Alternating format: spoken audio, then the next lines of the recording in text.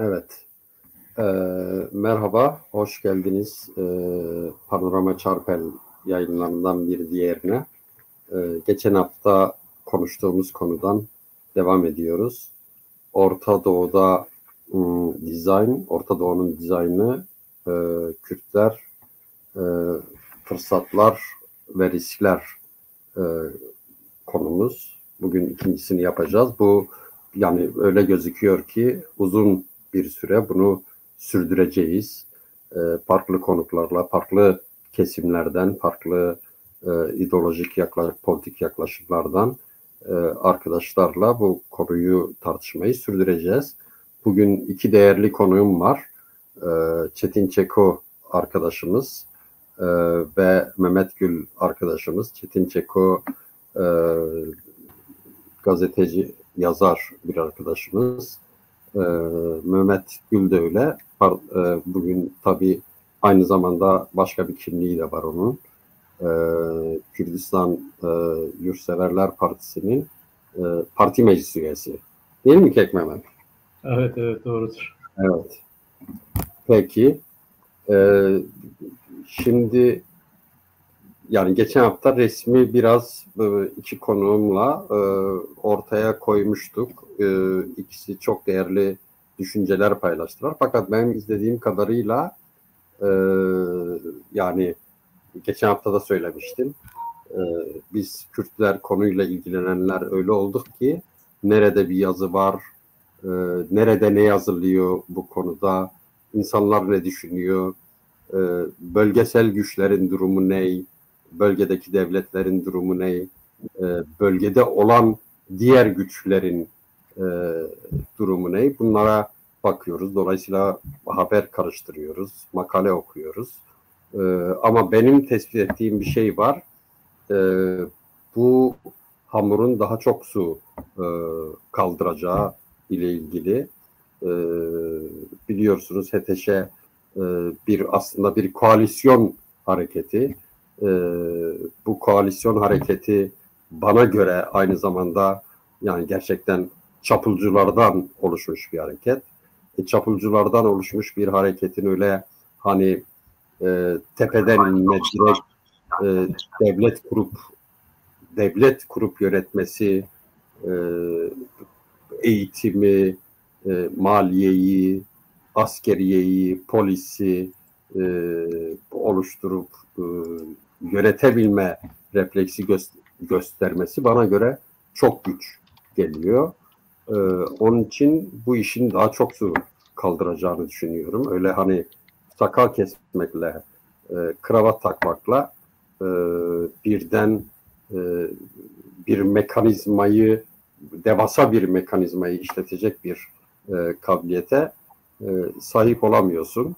Ama diğer taraftan dikkatimi çeken başka bir şey, yani Batı ülkeleri yani gerçekten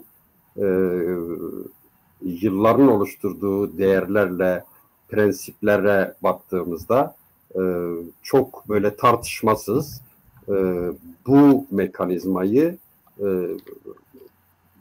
tanımaya başladılar, meşru görmeye başladılar. Bu da bence dikkat edilmesi gereken bir şey. Dolayısıyla hep söyleye geldiğimiz gibi devletler arası ilişkilerde çıkar önemlidir. Çıkarlarına bakıyorlar, o nasıl şekilleneceğine bakıyorlar. Neyse ben uzatmayayım. Böyle bir giriş yaptım. Onun için başlayalım yani programımıza. Çetin arkadaştan başlayalım. Sen yani bu konuda bir yazı da yazdın. Bölgeyi değerlendiren bir yazı da yazdın. Bana yani bize önce böyle bölgeyi değerlendirecek mevcut durumu, mevcut resmi nasıl görüyorsun? İkinize de bu soruyu sorarak başlayalım. Davetiniz için çok teşekkür ederim. Bizi izleyenlere de selamlarımı iletiyorum. Ben genel manzarayı şöyle görüyorum. Yani bu geldiğimiz noktaya ABD'nin Orta Doğu'da son 10 yıldır izlediği zikzaklı siyasetinin sonucu itibariyle geldi.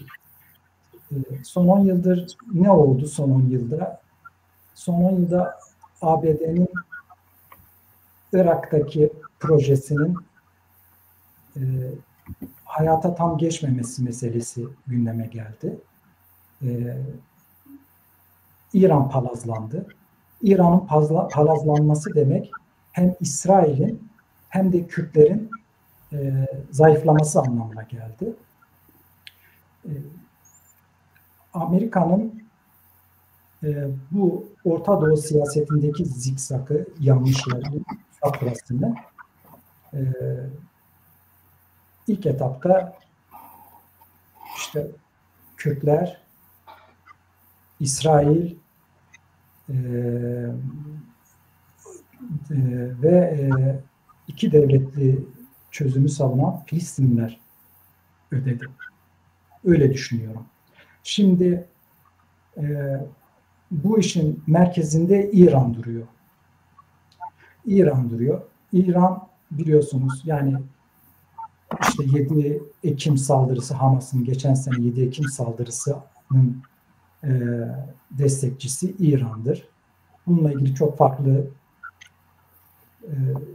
şeyler var, varsayımlar var. Saldırının neden yapıldığı, nasıl yapıldığı, neden İsrail'in bunu önceden önlemedi. Bunlar ayrı, bunlara girmiyorum şu an için. Zaten zamanımızı almak istemiyorum. Yalnız bir şey söylemek istiyorum bu konuda.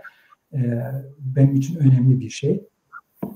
Şimdi bu Hizbullah'la İsrail arasında 2006'da Lübnan Savaşı meydana geldi.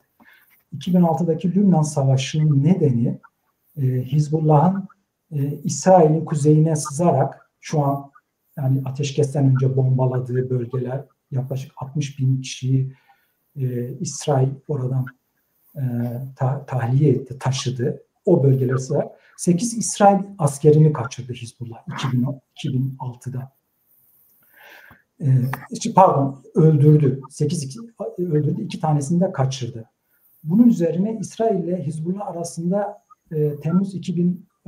Temmuz'dan Ağustos'a kadar 34 günlük bir savaş meydana geldi. Bu savaşta 121 İsrail askeri, yüzlerce de Hizbullah militanı öldü. Bir de binlerce yani göç, möç, biliyorsunuz İsrail saldırdığı zaman nasıl saldırıyor. Böyle bir saldırı meydana geldi. Daha sonra işte ateşkes anlaşmasına gidildi. Şurada ilginç bir nokta var. Aradan bu 2006'dan sonra 2008'de İsrail tarafından öldürülen Hizbullah'ın lideri Hasan Nasrallah şu soruyu soruyorlar. Diyorlar ki ya sizin bu 2006'da yaptığınız eylem doğru muydu, yanlış mıydı? Yani sizin buradan bir çıkarınız oldu mu İsrail'e saldırarak? Şimdi Nasrallah da şu cevabı veriyor. Diyor ki bana soruyorsanız diyor operasyonun diyor böyle bir savaşa yol açacağını önceden bilseydim bunu yapar mıydım? Kesinlikle hayır. Şimdi şurada ilginç bir nokta var. Yani benim orada çok buna takıldım bu 2006 Lübnan Hizbullah'ın böyle bir pratiği var. Hamas'ın böyle bir saldırı yapması yani nasıl bu çok bilinen bir olay. Yani nasıl Hamas bunu böyle yaptı, Hizbullah bunu neden frenlemedi veya İran niye frenlemedi, ne yaptı? Bunlar ilginç sorular. Ama sonuçta Hizbullah yine bu hataya düştü. Yani Hasan Nasrallah'ın dediği kesinlikle böyle bir şey yapmazdım şimdiki düşüncem olsaydı. Ama o da böyle bu aynısını yaptı ve bunu hayatıyla ödedi. Bu benim için çok önemli bir şey. Bunu paylaşmak istedim. Yani Hamas'ın 7 Ekim saldırısının arkasında ne var ne yok. Bundan önce bu 2006 Lübnan Savaşı çok önemli bir incelenmesi gereken bağlantılı bir konu diye düşünüyorum Hamas'ın saldırısıyla ilgili. Şimdi tekrardan Amerika'ya dönersek, Amerika özellikle 2014'ten itibaren tökezlemeye başladı bölgede. Ne yaptı? Hem İsrail'i zayıflattı hem de Kürtleri zayıflattı. Kürtleri nasıl zayıflattı? Şöyle zayıflattı Amerika. Örneğin 2014'te Kürdistan petrolünün %70'ini satın alan İsrail'dir. İsrail en son, yani bu son Paris Tahkim Mahkemesi'nin verdiği karara kadar İsrail Kürdistan petrolünü alıyordu, satın alıyordu. ABD 2014'te Kürdistan petrolü yüklü bir tanker Teksas'a gitti. Teksas'ta işte Bağdat'ın müdahalesiyle tankere Amerika el koydu ve kaçak petrol muamelesi uyguladılar. Kürdistan petrolünü kaçak petrol olarak şey yaptı. Kürdistan, yani mahkeme o yönde de bir karar verdi zaten. Petrole el koydular. Ondan sonra 2017 referandumu oldu. 2017 referandumunda Amerika'nın tavrını biliyorsunuz. Trump'ın, o zaman Trump iktidardaydı. Orada da 2017'de de Amerika İran yanlısı işte Haçlı Şabi güçlerinin Kerkük'e saldırmasına göz yumdu, yol açtı, izin verdi. Orada da Kürtler hem toprak kaybettiler hem de siyasi olarak zayıfladılar. Aynı şekilde İsrail özellikle demokratlar döneminde, Amerika'nın işte Barack Obama döneminde İran'la yapılan nükleer anlaşmalar vardı. Bu anlaşmaları Avrupa'daki işte Fransa olsun, Almanya olsun, onlarla birlikte daha işte İran'ı kontrol altına almak için anlaşmaların formatını değiştirdiler. Bu arada yani İran palazlandıkça palazlandı ve sonuçta bu duruma geldi. Ben bunu yani bir de tabii Afganistan'dan çekilme olayı var Amerika'nın.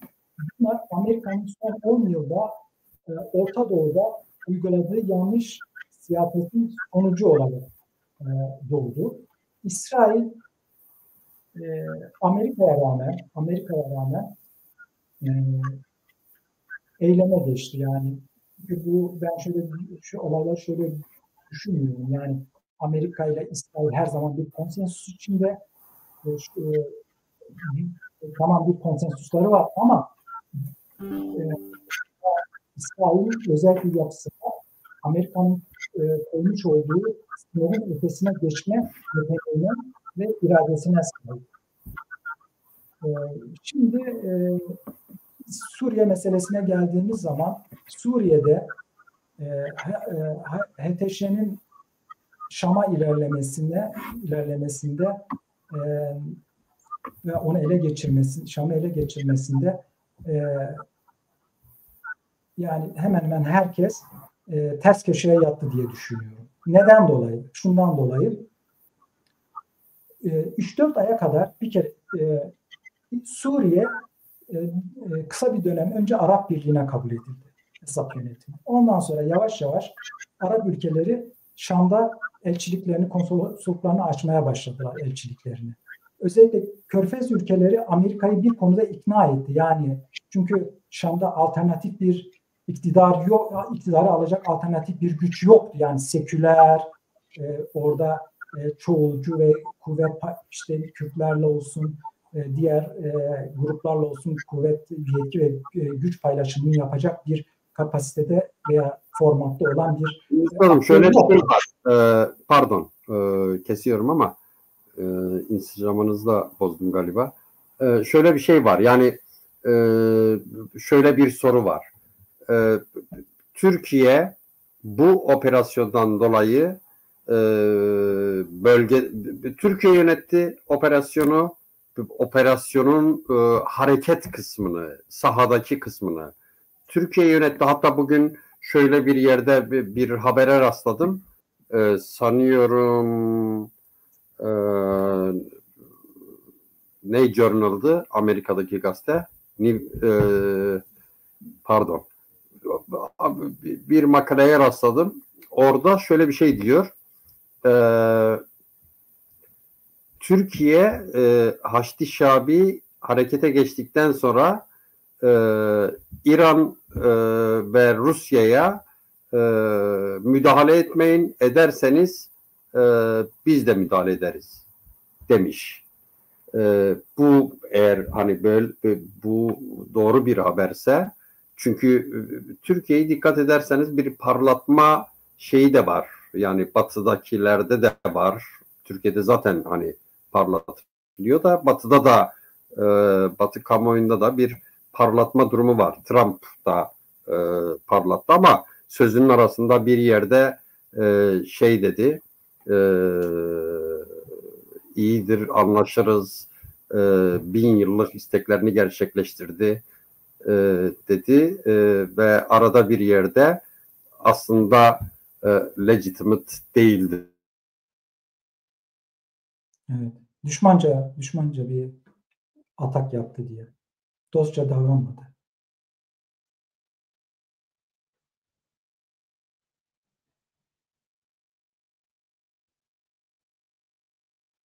Sesim geliyor mu? Yayından mı koptuk? Evet, sesin geliyor. Seyda düştü mü acaba? Seyda, moderatör arkadaş bilgi verirse bize.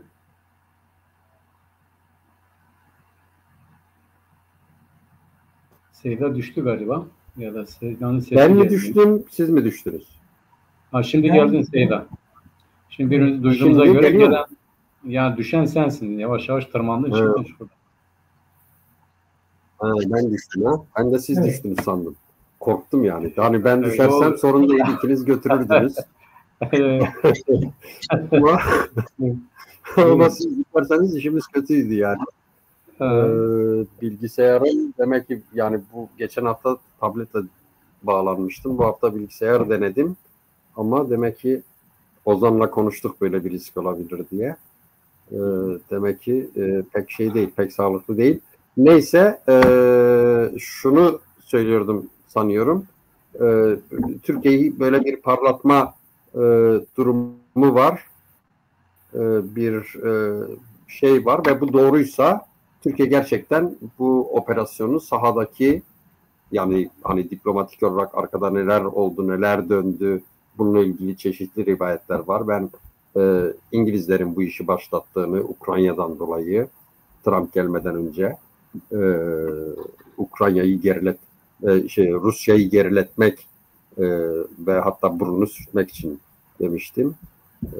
Geçen hafta Yaşar arkadaşımız bu şeyi yani bunun artık böyle bir tartışma şeyi de olamayacağını söyledi. Bunu ileride şey çıkaracak ama İsrail'in daha şey olduğunu. Tabii İsrail'in bu işte başlatıcı bir etkisi var. Yani özellikle bu şey dediğimiz Şii hilali dediğimiz direniş aksı dedikleri onların bunu kırmakta çok büyük bir rolü var ama bu operasyonlardaki rolü de tartışmalı. Yani nedir, anlaştılar mı, anlaşmadılar mı? Ben anlaşabileceklerini düşünüyorum. Siz ne düşünüyorsunuz üstadım bu konuda? Yani Şimdi Türkiye'nin bölgedeki bu operasyonu yönetme Batı'nın desteğini arkasına alarak böyle bir şey mümkün mü? Böyle güçlü bir pozisyona gelmesi. Şimdi biraz önce onu söyleyecek. Yani şöyle bir şey vardı. Proje şöyleydi. Yani dediğim gibi Şam'da iktidarı alacak, Batı'nın kabul edeceği şekilde bir aktör olmadığı için yola Amerika Birleşik Devletleri, Amerika ve Körfez ülkeleri Esad'la gitme alternatifi üzerinde duruyorlardı. Bunun neydi bu? Arap Birliği'ne kabul edildi. İkincisi Birleşik Arap Emirlikleri ve Suudi Arabistan Amerika ikisi üzerinden Esad'a şunu söylediler. Yani dikkat edin, Hamas, Hizbullah, İran savaşında Esad çok nötr kaldı. Yani hiçbir şey yapmadı. Yani neden dolayı yapmadı? Şundan dolayı ne bir demeç verdi taraf belirleme konusunda, ne İsrail'i kınadı, ne İran'ı öne çıkardı, ne Hamas'ı öne çıkardı. Böyle bir şey yapmadı. Çünkü süreç böyle gidiyordu. Aynı şekilde hatırlarsak bir buçuk yıldır Erdoğan Esad'la görüşmek istiyordu. Yani görüşme, işte diyalog kurma, son Türkiye'nin Orta Doğu siyasetinde bir U dönüşü söz konusuydu. İşte bu İsrail'le de başladı, Mısır'la başladı, Birleşik Arap Emirlikleri'yle başladı. Şuna geleceğim dağıtmadan. Amerika Birleşik Devletleri Körfez ülkeleri üzerinden Esad'ı revize etmeye çalıştılar. Çalışıyorlardı daha doğrusu. Dün Amerika Birleşik Devletleri'nde Suriye'ye uygulanan Sezar yaptırımları kalktı. O Sezar yaptırımları işte Esad ve Esad ailesine karşı olan yaptırımlardı. Kongrede bunun uzatılıp uzatılmayacağı bile eğer Esad iktidarda kalsaydı Sezar yaptırımlarının uzatılmayacağı tartışma konusuydu. Bu olmadı. Şimdi iki tane aktör bundan karlı çıktı. Biri Türkiye, diğeri İsrail. Fakat bunun sürdürülebilirliği yani bu kazancın sürdürülebilirliği kuşkuludur. Türkiye neden yaptı? Türkiye şunu söyledi. Şimdi Türkiye resmi olarak diyor ki biz bunun arkasında yokuz. O işin bir yanı yani gard alma yanı diyelim. Eğer bu iş başarıya giderse ihaleye sahip çıkacak. Bu iş batarsa diyecek ki bizimle alakası yok zaten işte HTŞ yaptı. Zaten dikkat edin Şam'a yürüyen HTŞ'dir. Türkiye'nin desteklediği Suriye Milli Ordusu yok. Şu an kurulan hükümette de bire kadar kurulan hükümette de Türkiye'nin desteklediği aktörler yok. Türkiye'nin konsantrasyonu şuydu. Yani ben onu yazdım. Şimdi Erdoğan Suriye'de hedefine ulaşmış değil. Erdoğan'ın hedefi şuydu. Erdoğan'ın hedefi Kürtlerin kazanımlarını ortadan kaldırmak. HTŞ için şu başarıya ulaşmış durumda. Yani HTŞ Şam'ı ele geçirerek bu hedefine ulaşmış durumda. Ama Türkiye evet, siz aynı zamanda şey diyorsunuz. Yani yazınızın vurucu şeyi şuydu.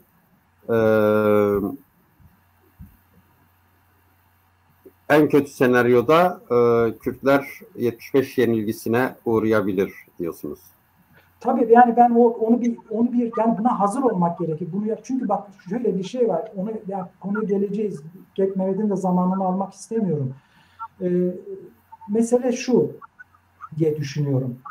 Erdoğan'ın hedefinde Şam yoktu. Şöyle bir şey var. Başında vardı. 2012'den itibaren Amerika'yı zorladı buna.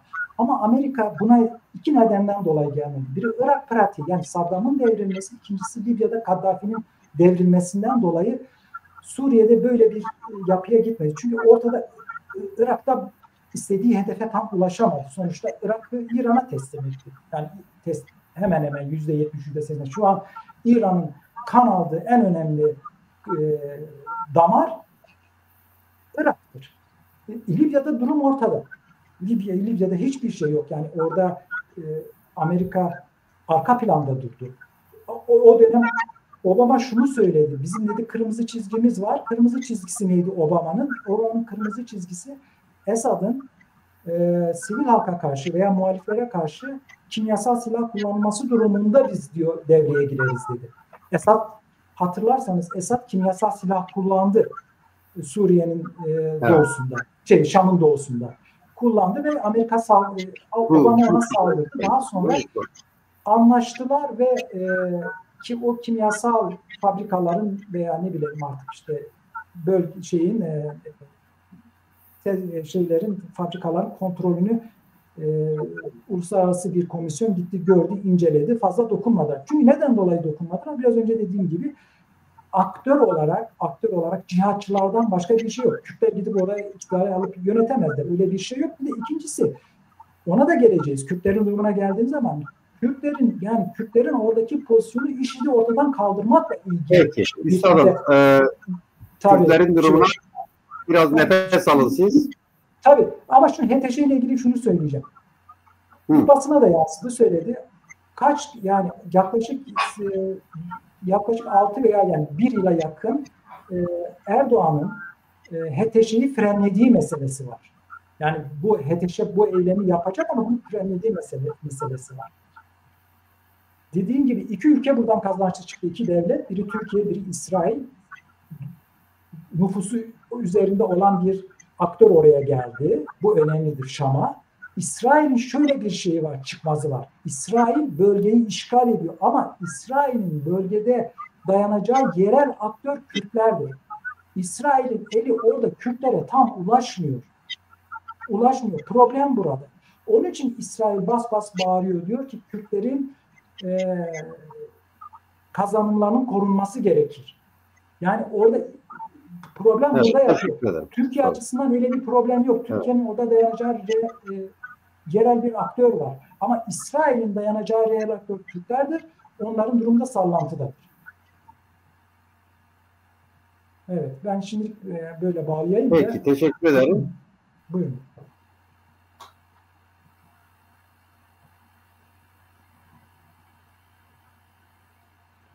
Sesin gelmiyor Seydan. Sesin kapalı olabilir.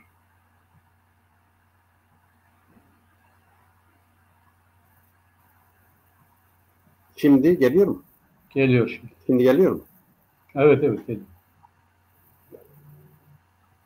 Evet, yani ben sesi yankı yapıyordu headset'inin.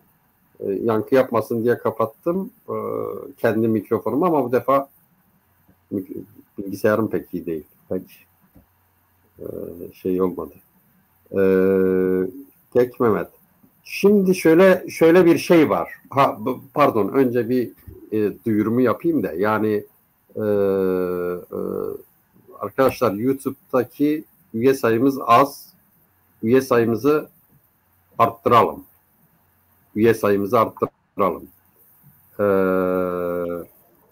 Bildirimleri açık tutalım. Yorum yazalım. Yorum yazmak bizi algoritmada yukarı çıkarıyor. Öyle diyorlar. Çıkarıyormuş. Ve arkadaşlarımızı, dostlarımızı, yayını beğeniyorsanız eğer izlenmesini sağlayalım. Link gönderdiğimiz zaman bazı dostlara, arkadaşlara gönderiyoruz. Onlar da kendi arkadaşlarına, dostlarına gönderirlerse sevinirim. YouTube'daki üye sayımızı tekrar ediyorum. Arttırırsak iyi olur. Peki. Kek Mehmet. Şimdi şöyle bir düşünce var.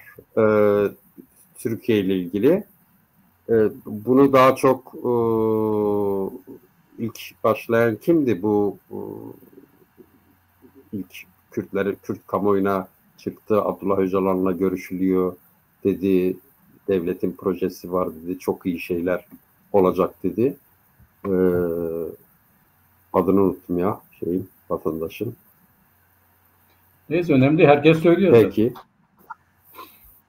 Yani bir 7-8 aylık şey var. Evet. 7-8 aylık evveliyatı var bu iş. Evet. Şimdi bunu dillendiriyorlar somut bir şekilde. Bunu söylüyorlar.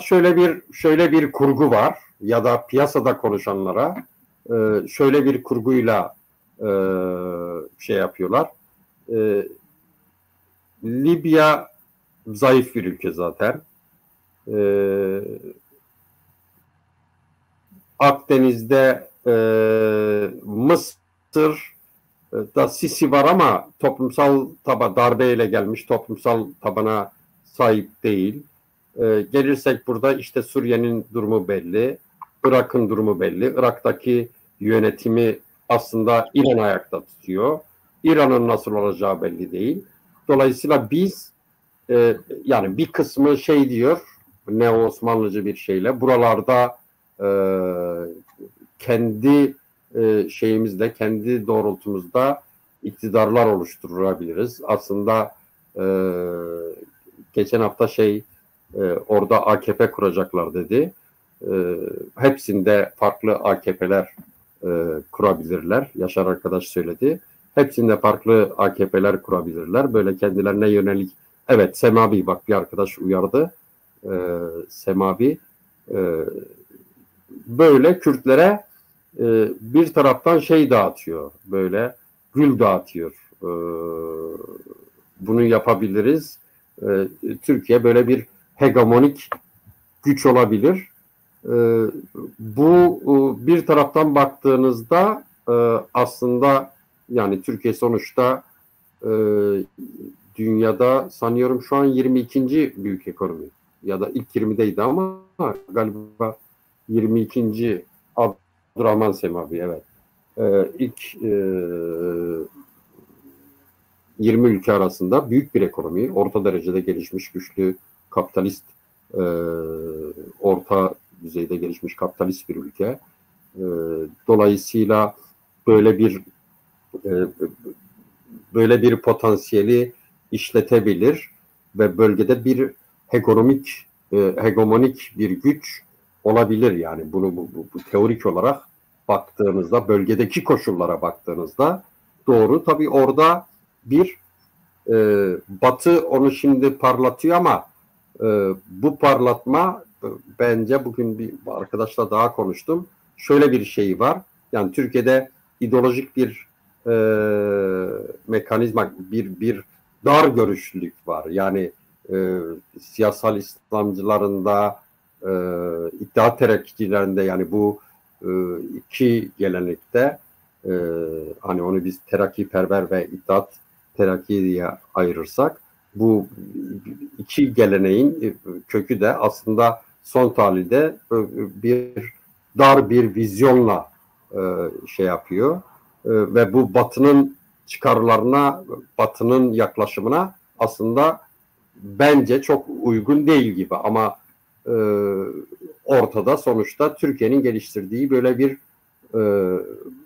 projeksiyon da var mı, yoksa bunu sadece Kürtlere mi pazarlıyor, yoksa diyelim ki İmralı görüşmesinden bahsediliyor, aslında böyle bir şeyle Kürtler de ikna edecek, ilk aşamada kendi sınırları boyunca Kürtleri de bu işe katıp bir tür bu projeksiyona destek verecek bir duruma getirip, hatırlıyorsunuz barış sürecinde Nevruz'da Öcalan mektubu aslında buydu yani. Yani Türkiye ile birlikte Kürtler bölgesel güç olurlar.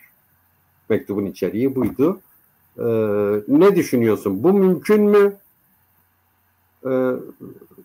İsrail'in pozisyonu bu konuda ne olabilir? Ben bunun İsrail'in okeyi olmadan olabileceğini düşünmüyorum. Yani bölgedeki, ama iki bölgesel güç olarak bunu paylaşabilirler. Yani bu durumu İsrail'de sonuçta ne dedik? Devlet çıkarına bakar. Bu mümkün mü? Mehmet. Şimdi Keksey'da yani öyle bir anlattın ki, öyle bir açıkladın ki bana göre gayet aleni olan bir şey müphemmiş gibi geldi. Yani acaba Türkiye'nin böyle bir niyeti var mı gibi. Oysa bu çok aleni bir şeydir. Türkiye Cumhuriyeti Devleti Büyük Orta Doğu Projesi'nin eş başkanıydı. Eş başkanlarından biriydi. Amerika Birleşik Devletleri, Berlusconi ve Tayyip Erdoğan, zaten Tayyip Erdoğan dedi ki işte o BOP'un eş başkanlarından biri de benim dedi. Biri Berlusconi, bir de Amerika Birleşik Devletleri. Bu Büyük Orta Doğu Projesi'nin özü de şudur. Yani çok kısaca değinip geçeceğim. Tabii pardon, yani konuşurken bir de yani bu durumun kendi, eğer varsa böyle bir şey olacaksa, sınırları boyunda diyelim ki Kürtleri böyle bir hegemonik duruma federasyonlarla ya da bağımsız devletle sokacaksa, Kürtler açısından bir fırsat değil mi? Evet, ona da geleceğim. Yani evet. Kısaca değineyim. Şimdi bu bizim tanıklığını yapmakta olduğumuz, bir kısmıyla da yaşamakta olduğumuz, yani Güney Kürdistan'daki hadise, Güneybatı'daki hadiselerin de işaret ettiği gibi Yalta'da oluşturulan statükonun Malta'da sona ermesiyle beraber yeni bir dönem başladı 85'ten beri. Bu yaşamakta olduğumuz sürecin özü de şudur. Sovyetler Birliği'nin dünya hegemonik yapısına çıkmasıyla beraber dünya kapitalizmi kendisinin dışında olan, hala otarşik yapıya olan ülkeleri entegre etme operasyonuydu. İşte bu Suriye'de nihayetinde tanık olduğumuz bu planın, bu projenin ya da bu sürecin ilk aşamasının sonuçlandığına tanık oluyoruz. Bugün artık Suriye'de, Libya'da, Tunus vesaire, her neyse bu Orta Doğu projesi dedikleri hadisenin Irak'ta yakılıp yıkıldıktan sonra kapitalizme entegre edildi. Bunlar artık dünya kapitalist havuzunun birer parçaları oldular. Yani esası budur. Böyle bakmak lazım.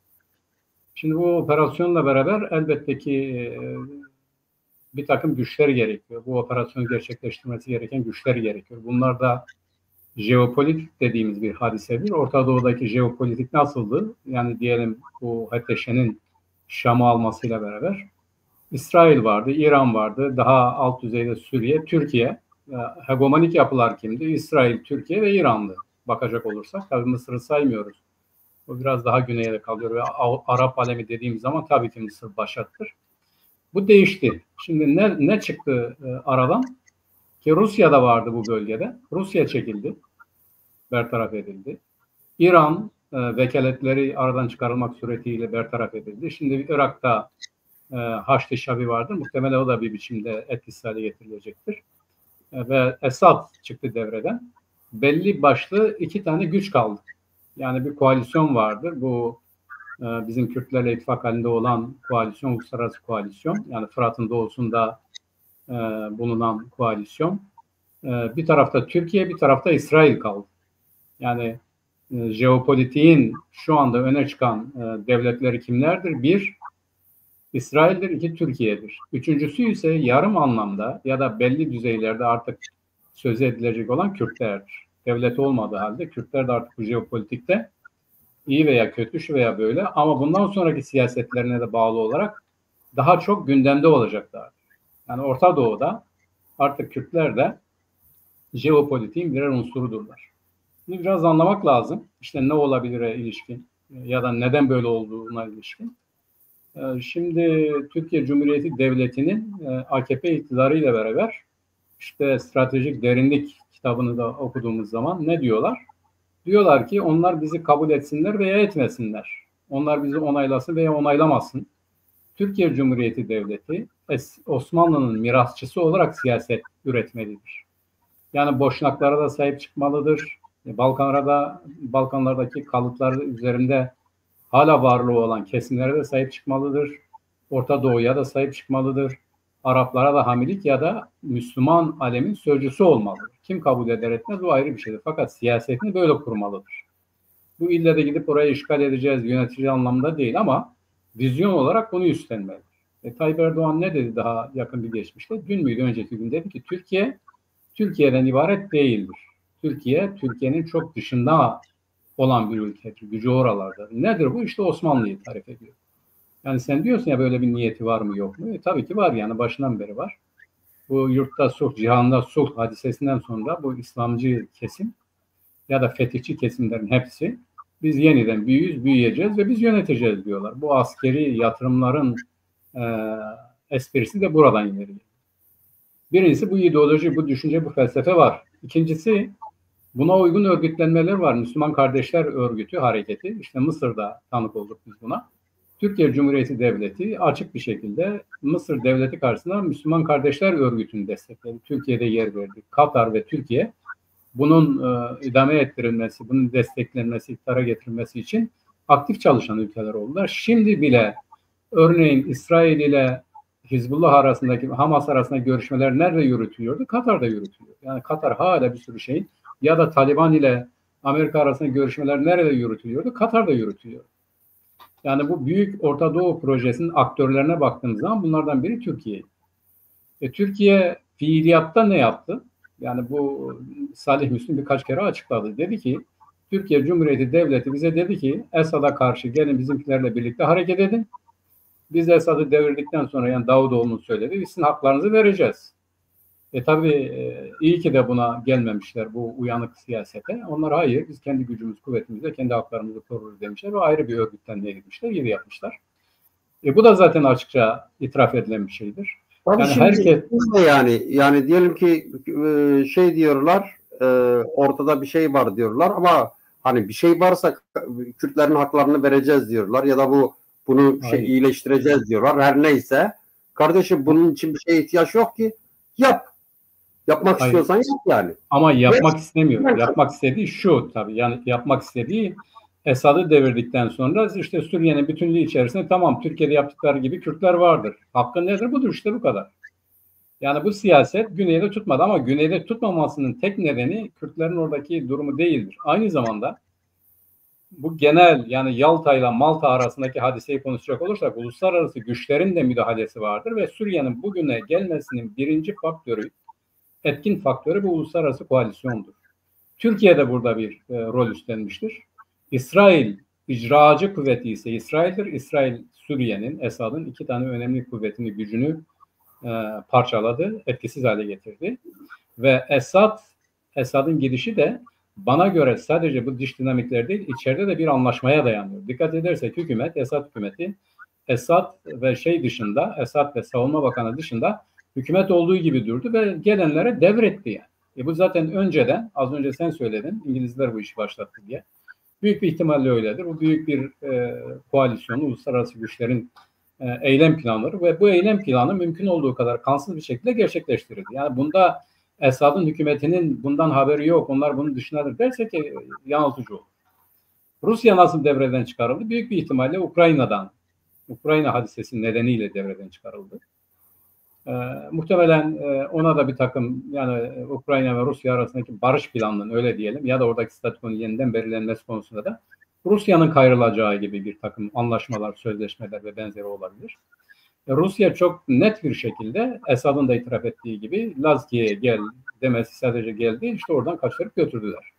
Rusya'nın da bu işin içerisinde olduğu söylenebilir. Bu Suriye'nin, HTŞ'nin Suriye'de yönetime gelmesi ya da yönetimi HTŞ'ye o koalisyona devretmeleri içerisinde Rusya'nın da rıza gösterdiği gibi bir durum vardır. O halde olay şudur.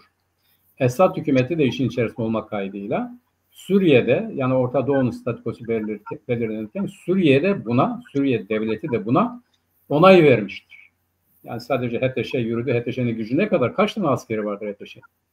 Yani kullandığı silahı, bunu, şunu vesaire. Suriye ordusunun ölüsünü bunlar kaldırmaya gücü yetmez HTŞ'nin. Kaç tane adam var? Kaç tane askeri vardır bunlar?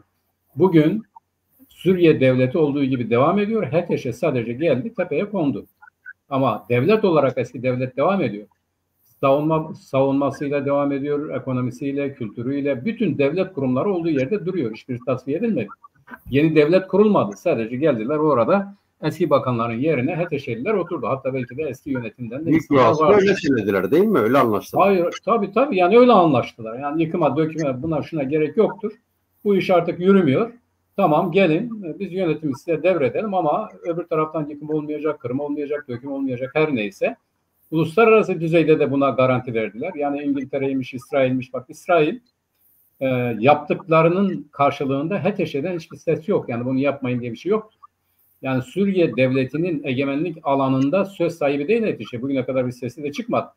Ve onun öncesinde bunlar konuşulmuş. Golan Tepelerinin işte iç kısımlarına doğru yani kendi Birleşmiş Milletler'in koruması altında olan yerlerde İsrail aldı zaten. Yani ben buradan da çıkmayacağım dedi çok net bir şekilde. Şimdi İsrail'in çıkarlarının çatıştığı ve çatışmadığı alan var mı? Yani böyle bir tespitin var mı? Şimdi İsrail'in, Amerika Birleşik Devletleri'nin yönetme planı bana göre federal Suriye'dir.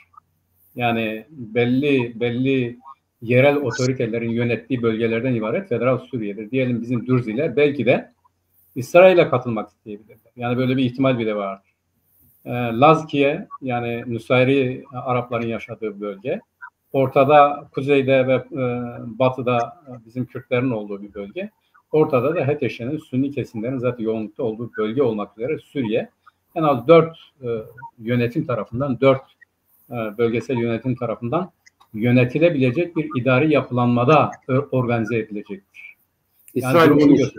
İsrail de bunu istiyor. Amerika Birleşik Devletleri de bunu istiyor. Zaten çağdaş dünyaya baktığımız zaman artık bundan sonra devletlerin örgütlenmeleri federaldir. Gevşek yani merkezin güçsüz ama yerelin güçlü olduğu, grubun, kesimin, inançların kendilerini ifade ettikleri ve kendilerini idare edebildikleri modellerdir. Yani çağımızın hani diyorlar ya işte zaman ruhu. Zaman ruhu budur. Bugün yeryüzünde merkezi yani üniter devlet kaç tane var? Kaç tane sayabilirsin? Sayamazsın. Fransa bunun örneklerini o da giderek artık yerelleşiyor. Yani yerel yönetimlere ağırlık veriyor, onlara örgütlüyor. İşte özellik denilen yerel yönetimler şartı denilen hadise böyle bir şeydir. Şimdi İngiltere federaldir, İspanya federaldir. İtalya bile yani ulus olduğu halde 3 tane bölgeden oluşuyor. Nereye bakarsan bak, Almanya yine böyledir.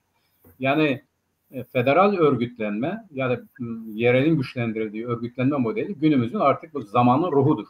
Bugün Orta Doğu'da da 22 tane Arap devletinin olduğu bir yerde Kürtlerin kendilerini yönetemez bir şekilde başkalarının yönetiminin başkalarının eline verilmesi düşünülemez. Bu akıl kârı bir şey değildir.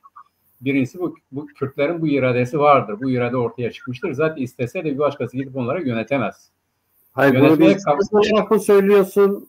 Bunu bir Kürt olarak mı? Çünkü şöyle bir şey var. Yani ben de çoğu zaman şöyle bir hisse kapılıyorum. Yani kafamda yani ya Kürtlerin devleti olması lazım diyorum. Sonra dünyada olan biteni bunun dışında bakıp bu olabilir diyorum. Yani böyle bir şey de var. Yani günümüzde hani her şey Kürtlerin lehine gibi bir şey de var. Şimdi Kürtlerin lehine hadisesi şudur bence. Statiko dağıldı. Yani Sykes-Picot ile beraber oluşturulan statiko ya da 1923'e gelelim oluşturulan statiko dağıldı. Bu artık tutmuyor. Neden dağıldı? Çünkü yerel dinamikler güçlendi. Yani diyelim 1920'lerin, 25'lerin ya da 1938-39'ların Suriye'sinde yani Suriye'de iktidar Fransızlardan çıkıp Suriyelilere geçerken diyelim ki o zaman Müslümanlar bu kadar örgütlü değildi. Kürtler bu kadar örgütlü değildi. İşte Durziler bu kadar örgütlü değildi. Fakat zaman hani merkezi devletler daha şeydi. Zamanın ruhu dedin ya. O zaman evet. Öyleydi zaten. Yani bir bilinç meselesidir bu. Şimdi ne demektir bu? Klasik bir tabirdir bu. Emperyalizm dünyayı teklifleştirir ama aynı zamanda yerel dinamikleri harekete geçirir. Herkes kendisinin farkına varır bu yayılma karşısında. Anti-sömürgeci mücadeleleri nasıl çıkmış? Egemenlerin baskısı sonucunda ortaya çıkmıştır. Onları örgütlemiştir. Afrika böyle kurtulmuştur. Şimdi emperyalizm ya da dünyadaki kültürel gelişmişlik de yerel kültürleri örgütlüyor aynı zamanda. Yani gelen karşısında kendisini korumaya çalışıyor ve ama zamanla da idari olarak da bunların da kendilerini yönetmeleri gerektiği. Eğer bütün dünyada egemen olacaksak çünkü önemli olan kapitalist ekonomi işlemesidir. Birinin kendi dilini, kültürünü yaşatıp yaşatmaması meselesi değildir. Amerika Birleşik Devletleri 50 tane devletten oluşuyor. Bugün Trump seçildi, dışarıya karşı güçlüdür ama hangi eyalete hükmedebilir? Yani o eyaletin hangi yasasını değiştirebilir? Bu gücü kuvveti var mı? Amerika Anayasası'na bak. Başkan dediğin zaman daha çok Dışişleri Bakanı gibi bir şeydir. Onun kendi kabinesini oluşturup o çerçevede siyaset yürütmesidir. Ama yerel otoriteler, yerel devletler yani Birleşik Devletler'in her bir devleti işte parlamentosu vardır, başkanı vardır, yargıcı vardır, kendi anayasası vardır, kendi kanunları, kuralları vardır. Diyelim ki işte bir Teksas'ta ki anayasa işte diyelim bir Ohio'daki anayasadan daha farklıdır. Yani birinde var olan ölüm cezası diğerinde yoktur. Birinden çıkıp diğerine gidip sığınan suçluyu bile geri vermiyorlar. Yani böyle bir Amerika Birleşik Devletleri'nin alışık olduğu idari yapılanma böyledir. Şimdi Amerika her tarafta bunu görmek istiyor. Yani ona Kürtlerin kendilerini idare ettiği hadisesi algılanmaz bir şey olarak gelmiyor. Bu doğal bir şey olarak geliyor. Yani eğer Kürtler varsa burada yaşıyorsa kendileri yönetmelidirler. Dünyanın çok normal gördüğü bir şey maalesef Orta Doğu'da ve Türkiye'de yani özellikle egemenliğinden taviz vermek istemeyen yerel yani bölgesel devletler İran, Türkiye açısından bu böyledir. Yani şöyle diyorsun Türkiye'nin bölgesel hegemonya şeyi olabilir böyle bir isteği olabilir ama bu isteğinde aynı zamanda kendisini dönüştürmek zorunda. Tabii ki öyle. Bak, tabii ki öyle. Yani bugün zaten bunu sözde bile yani konuşurken bile Türkiye Cumhuriyeti Devleti zaten inkar edemiyor. Diyor ki biz orada işte terör örgütüne karşıyız yoksa Kürtlerin kendi haklarını kullanmasına karşı değiliz.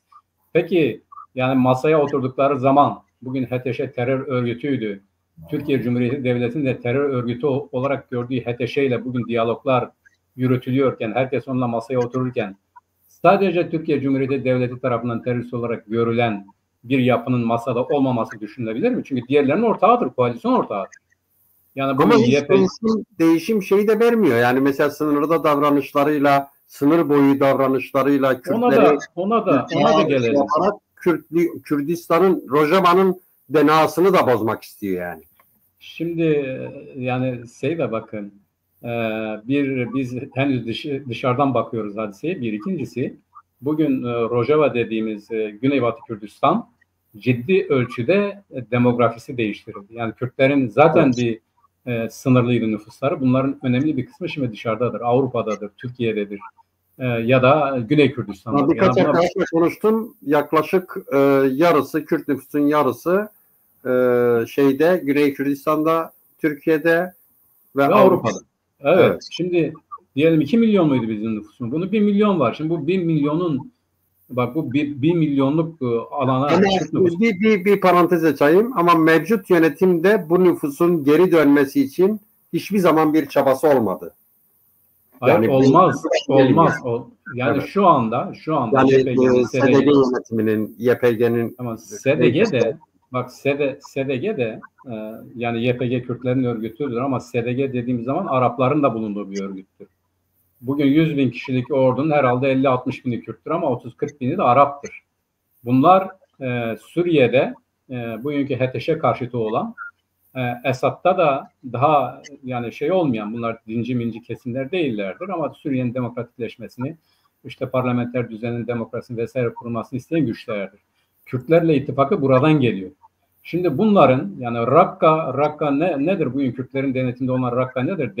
Deir ez-Zor'dan aşağıya doğru git, Ürdün sınırına kadar, İsrail'e kadar Kürtler ve Araplar vardır değil mi? Daha güneye gittikçe hepsi Arap'tır. Evet. Şimdi bu oluşturduğu kuvvetten söz ediyoruz. Bunlar bu koalisyonun ortaklarıdır. Kürtler Kuzeydoğu Suriye diyor ona. Yani Kürdistan bile diyemiyor. Salih Müslüm bunu da açıkladı. Biz tabii ki Kürt örgütüyüz ama yanımızda Araplar da var. Elbette ki onlarla beraber bu işi örgütleyeceğiz diyor. Şimdi Kürtlerin bu aşamada konuşması gereken bu değil. Kürtlerin bu aşamada konuşması gereken şudur.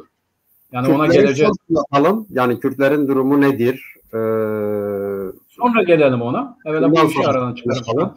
Mümkün mü? Bu Davut Koridoru diyorlar, Selahattin Koridoru diyorlar. Böyle şeyleri öngörüyor musun? Mümkün mü? Ama zaten şimdi Davut ya da Selahattin koridoru var Seyda. Yani bugün Rakka'dan tut İsrail'e kadar yürüyerek gidebilirsin. Hiçbir engel de yok ya. Evet. Yani bu mesela diyelim ki Kerkük petrolünün, bölge petrolünün tabii ki var. Yani ama bu Türkiye'nin şeyine işte hani dedik ya İsrail'le çıkarları çatışıyor, oluyor. Çatışır tabii ki. O da ayrı bir konu. Uzlaşabilirler dedim ben. Şimdi jeopolitiğin değişmesinde ortaya... Jeopolitik şeylerine, öngörülerine biraz aykırı bir durum yani. Şimdi jeopolitiğin... Katar'dan getirip aktarmak istiyor. Tamam, Türkiye Katar petrolünü ve doğal gazını getirip Avrupa'ya satmak istiyor. Ancak 1936'da Kerkük'ten yani Kürdistan'dan Hayfa'ya yapılan bir kanal vardır. Bir boru hattı vardır. Şimdi bunun hayata geçirilmesi zor bir olay değildir. Sadece basit bir tamirat hadisesidir. Şimdi bugün yani Kürtlerin örneğin Antakya'dan denize bağlanmasının yanı sıra işte Hayfa'dan da denize bağlanması mümkündür. Denize çıkışları mümkündür. Bugün fiilen örneğin birisi Suriye'den yani tırnak içerisinde söylüyorum Suriye-Irak sınırından güneye doğru giderse Hayfa'ya gider denizle buluşabilir yani. Hiçbir engel de yoktur.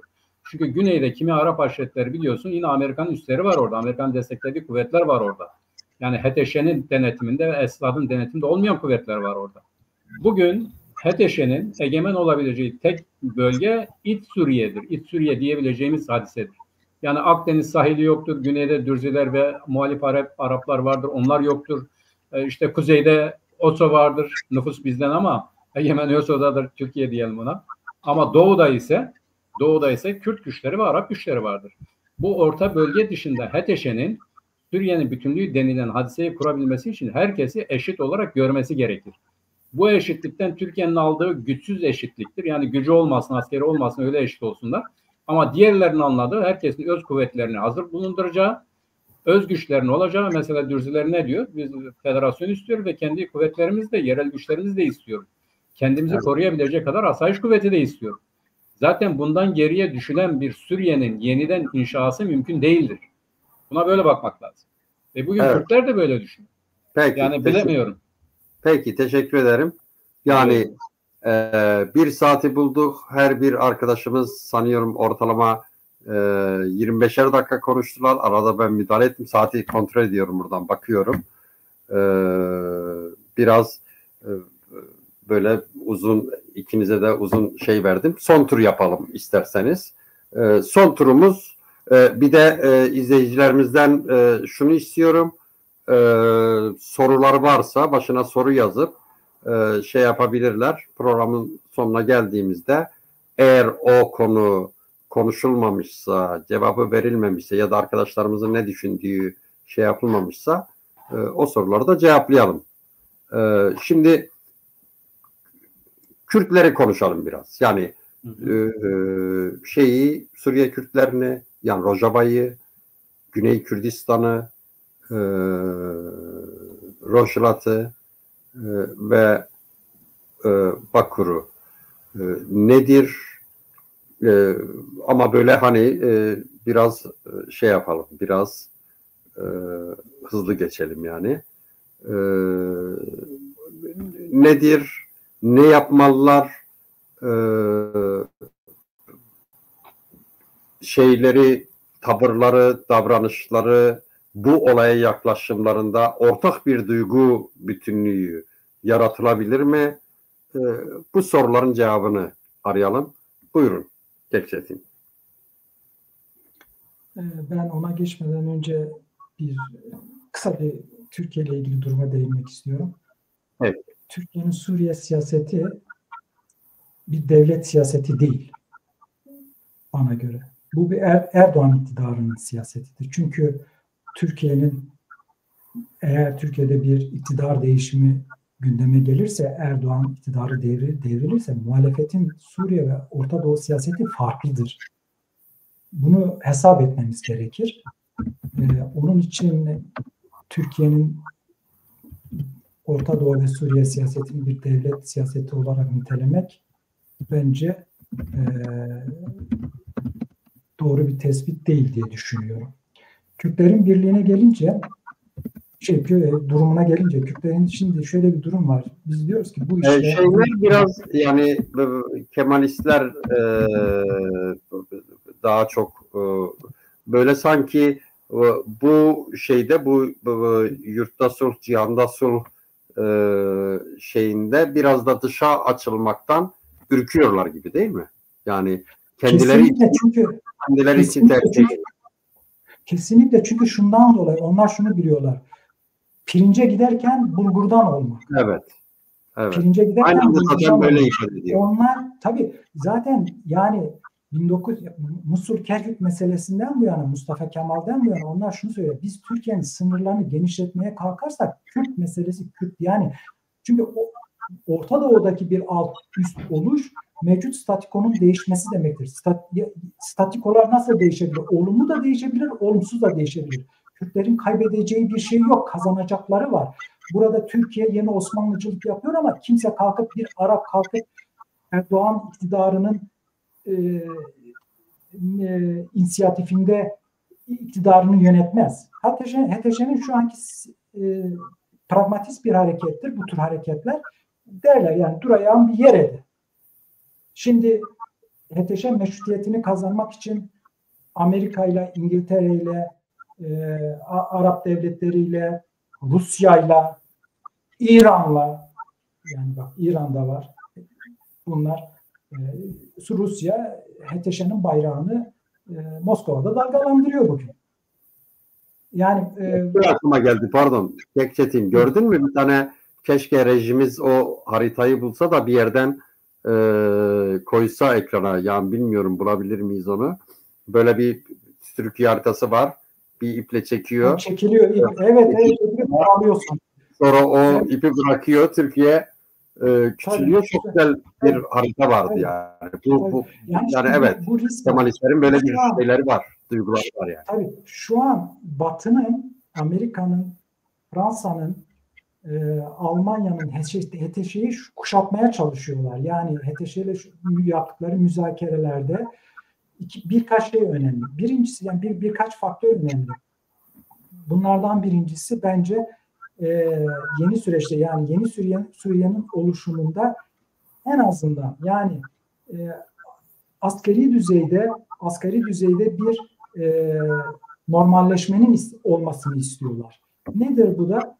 Bu da Suriye'deki aktörlerin temsilinin olması, işte seküler bir yani sekülerizme dokunulmaması derken yani işte diyelim ki Hristiyanların, kadınların, Dürzilerin veya diğer mezhepsel ve dinsel grupların kendilerini açıkça ifade edecekleri bir toplumsal yapının inşa edilmesi. Neye bakıyorlar HTŞ'de? İdlib örneğine bakıyorlar. İdlib'de HTŞ toplumsal yapıyı nasıl götürdü? Bakın şöyle yaptı İdlib'de. Hristiyanların gitmişler kiliselerini tamir etmişler bir kere yani o savaştan sonra. Demişler ki haç gözükmeyecek, çan da çalmayacaksınız ama gidin ibadetinizi yapın. Şimdi HTŞ'nin evet, toplumsal alana çıkmayın yani. Toplumsal alanda görünür olmayın. Yani görünür olmayın. Bunu yapıyor. HTŞ'nin anlayışı bu. Ne yaptı şimdi?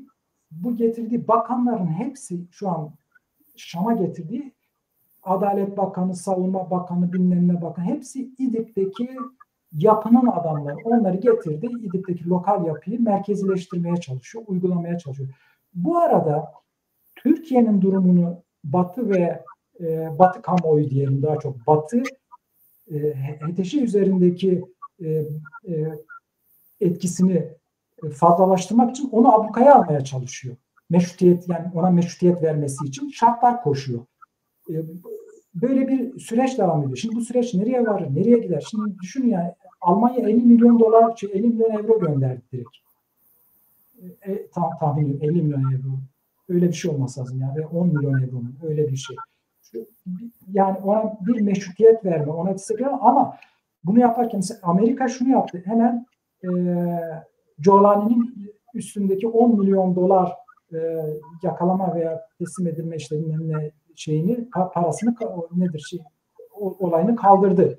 Evet. HTŞ'ye şunu söylüyorlar. Adım at, biz de sana karşı adım atalım. Burada Kürtlerin pozisyonu ne olacak? Kürtlere şunu dayatıyorlar. Yani şurada Kürtlere diyorum. HTŞ'ye şunu dayatabilirler Kürtlerle ilgili.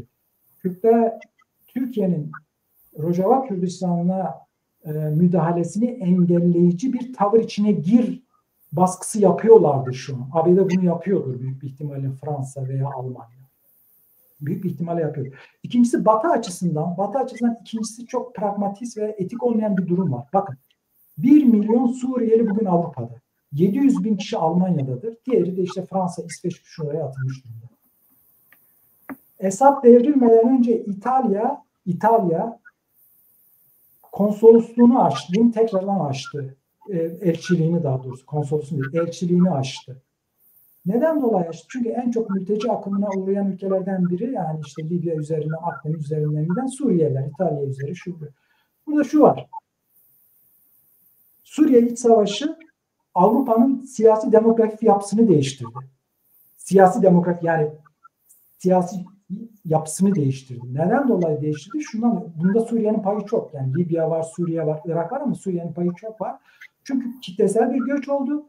Göç Avrupa sınırlarına dayandığı zaman popülist hareketler, aşırı sağcı hareketler bundan kan aldılar. Yani gördüler kriminalite arttı.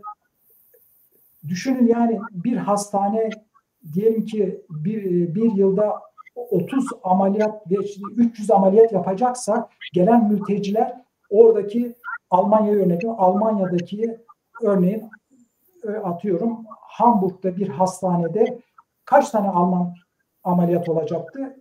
Onun sırasını bir mülteci alıyor. Düşünebiliyor musunuz? Veya onun alacağı evi bir mülteci alıyor ev kuyruğunda.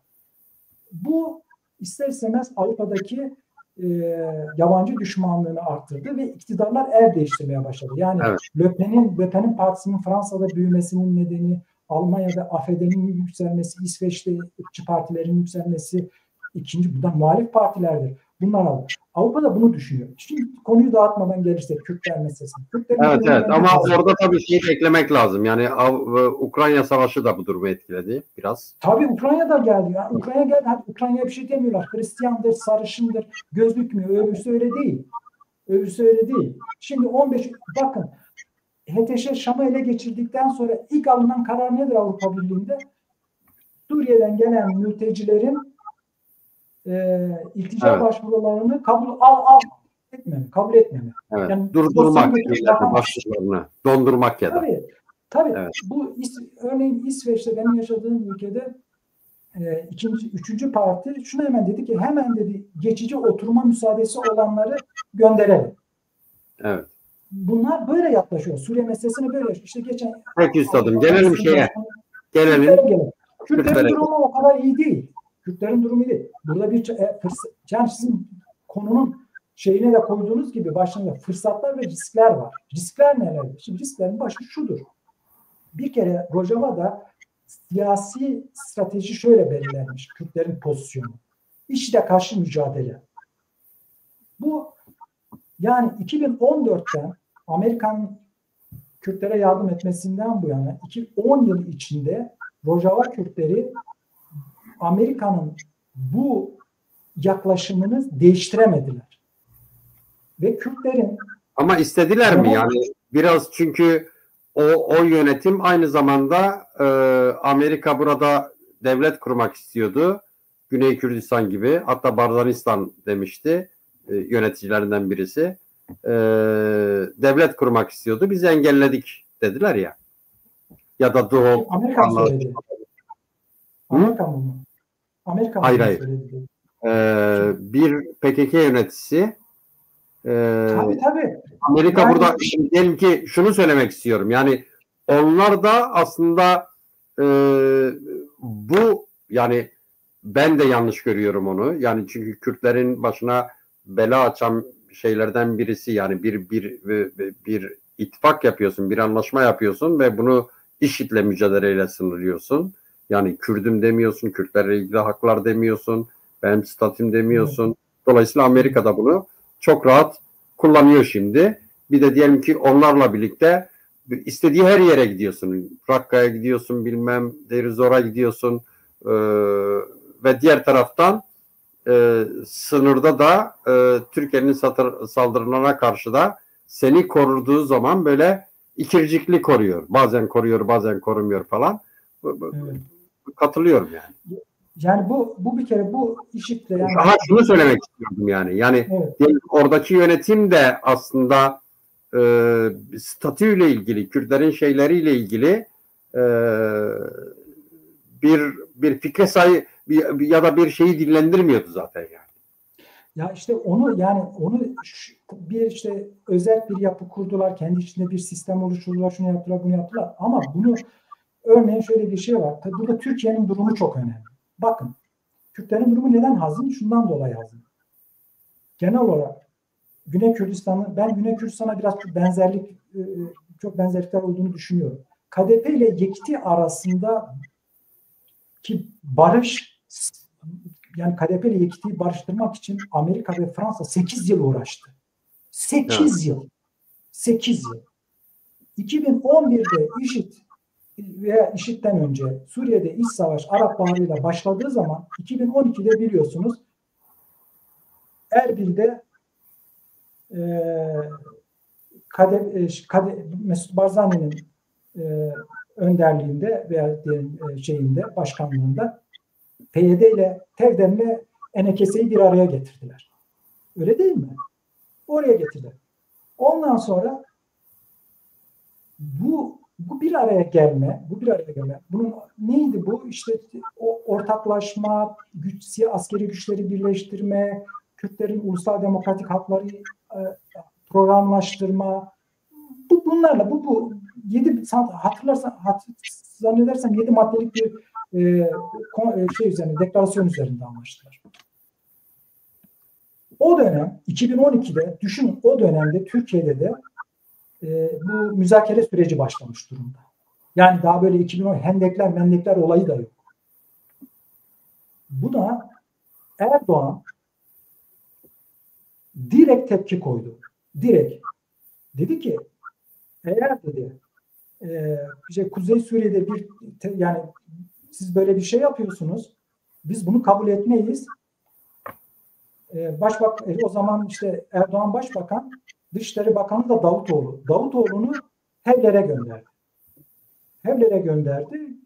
Davutoğlu gitti Mesut Barzani ile görüştü. Mesut Barzani ile görüştükten sonra dedi ki bu sizin yaptığınız Erbil Anlaşması özelliğin temelidir. Biz Türkiye olarak bunu kabul etmiyoruz. Bu bitti. PYD ile NKS birbirine girdi. Şimdi bu dış müdahale var. Bu dış müdahale gözüküyor. Böyle bir şey var. Basit bir kural vardır. Basit kural şudur. Attığınız adım düşmanınızı ürkütüp rahatsız ediyorsa demek ki doğru yoldasınız. Siz doğru yoldasınız. Sizin düşmanlarınız bundan rahatsız oluyor. Buna rağmen ne oldu? Birbirlerine girdiler. Birbirlerine girince Hevler Anlaşması olmadı. Bunda Türkiye'nin rolü de var. Bunda Güney'in Türkiye ile olan ilişkisini de göz önüne almak lazım. Ne oldu? Bir de şöyle bir şey var. Bizim yani hem PYD içinde anti KDP bir kanat var. KDP içinde de anti PKK bir kanat var. Bu da var. Bu iç kadrolarda buna, İran'ın da buna müdahalesi oldu. Böyle olunca bu olmadı. Kalktı, NKS'e gitti, Suriye Ulusal Konseyi'nin içine katıldı. Türkiye'nin oluşturduğu. Suriye Ulusal Konseyi'nin 2 tane önemli toplantısı oldu. Biri ilk başta o katıldığı zaman 2012'de İstanbul Konferansı, toplantısı. İstanbul Konferansı'nda Milli Misak Belgesi diye bir deklarasyon kabul edildi orada. Suriye Ulusal Konseyi'nde. NKS de onun içinde. Orada da şu vardı. Kürtlere ayrı bir statü verilmesi kabul edilemez diye oy birliğiyle karar verdiler. NKS hala sukun içinde kalmaya devam etti. Ondan sonra Kahire'de Arap muhalefetinin bir toplantısı oldu. Oraya DSG değil de o zaman işte PYD de gözlemci olarak katılmıştı. Orada da NKS o toplantıda işte Suriye Arap Cumhuriyeti'nin ismindeki Arap ifadesi kalksın, Kürtler ulus olarak tanınsın, Suriye'de adil merkeziyetçi bir yapı gelsin, kendi geleceğini tayin hakkı tanınsın gibi bütün talepleri hepsi reddedildi. Hatta ondan sonra kavga da ettiler. Birbirlerine yumruklu kavga, yani öyle bir olay da oldu Kahire'deki toplantıda. Daha sonra 2012'de bunlar oldu. 2002, 12, 2014 dönemi. 2014'te ondan sonra bir DUHOK, hani IŞİD saldırınca, 2014'te IŞİD Kobani'ye saldırınca durum sıklaştı. Yani bir saldırı durumu var. Yeni baştan bu sefer Rojava Kürtleri DUHOK'la bir araya geldiler. KDP'nin daha çok girişimiyle. O sefer DUHOK deklarasyonunu imzaladılar. Yine DUHOK deklarasyonu daha imzalanan deklarasyonun mürekkebi kurmadan yine birbirlerine girdiler. Ondan sonra ne oldu? Bu arada bir şey oldu. PYD de girdi Suriye muhalefetine. Bu DSG'den önce. Yani Amerika buna oluşturmadan önce. PYD de 2016'da Arapların içinde olduğu ismi Demokratik Değişim ve Ulusal Koordinasyon Organı diye bir organ Arapların içinde oldu. Oraya girdi. Orada bu tür tartışmalar, NKS'nin yaptığı tartışmalar, SUP'da yaptığı tartışmalara benzer tartışmalar oldu. PYD oradan ayrıldı. Siz Kürtlerin ulusal demokratik haklarını talep etmiyorsunuz diye ayrıldı. Şimdi Kürtlerin durumu burada hazır. Şimdi düşmüşler Amerikalılarla Fransızlar Rojava Kürtlerini birleştirmeye. İşte melleler girmiş ortaya. Çok iyi bir melledir gelmiş. Yani düşünebiliyor musunuz? Kürtlerin durumu bu. Böyle bir durum olmadığı zaman Kürtler Cenevre'de NKS tarafından, şimdi ne Cenevre kaldı, ne Astana kaldı, ne Soçi kaldı. Onlar da dağıldı. Formatı da dağıldı. İran yok ortada. Rusya yok. Ondan sonra Esad yok. Nasıl olacak bu belli değil. Daha önce NKS Cenevre toplantılarına katılıyordu. O da Kürt tarafı olarak katılmıyordu. Sukun içinde Kürt bireyler olarak katılıyordu.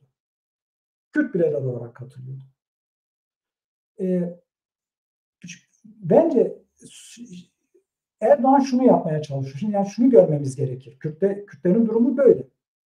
Trump 20 Ocak'ta iktidarı ele alacak.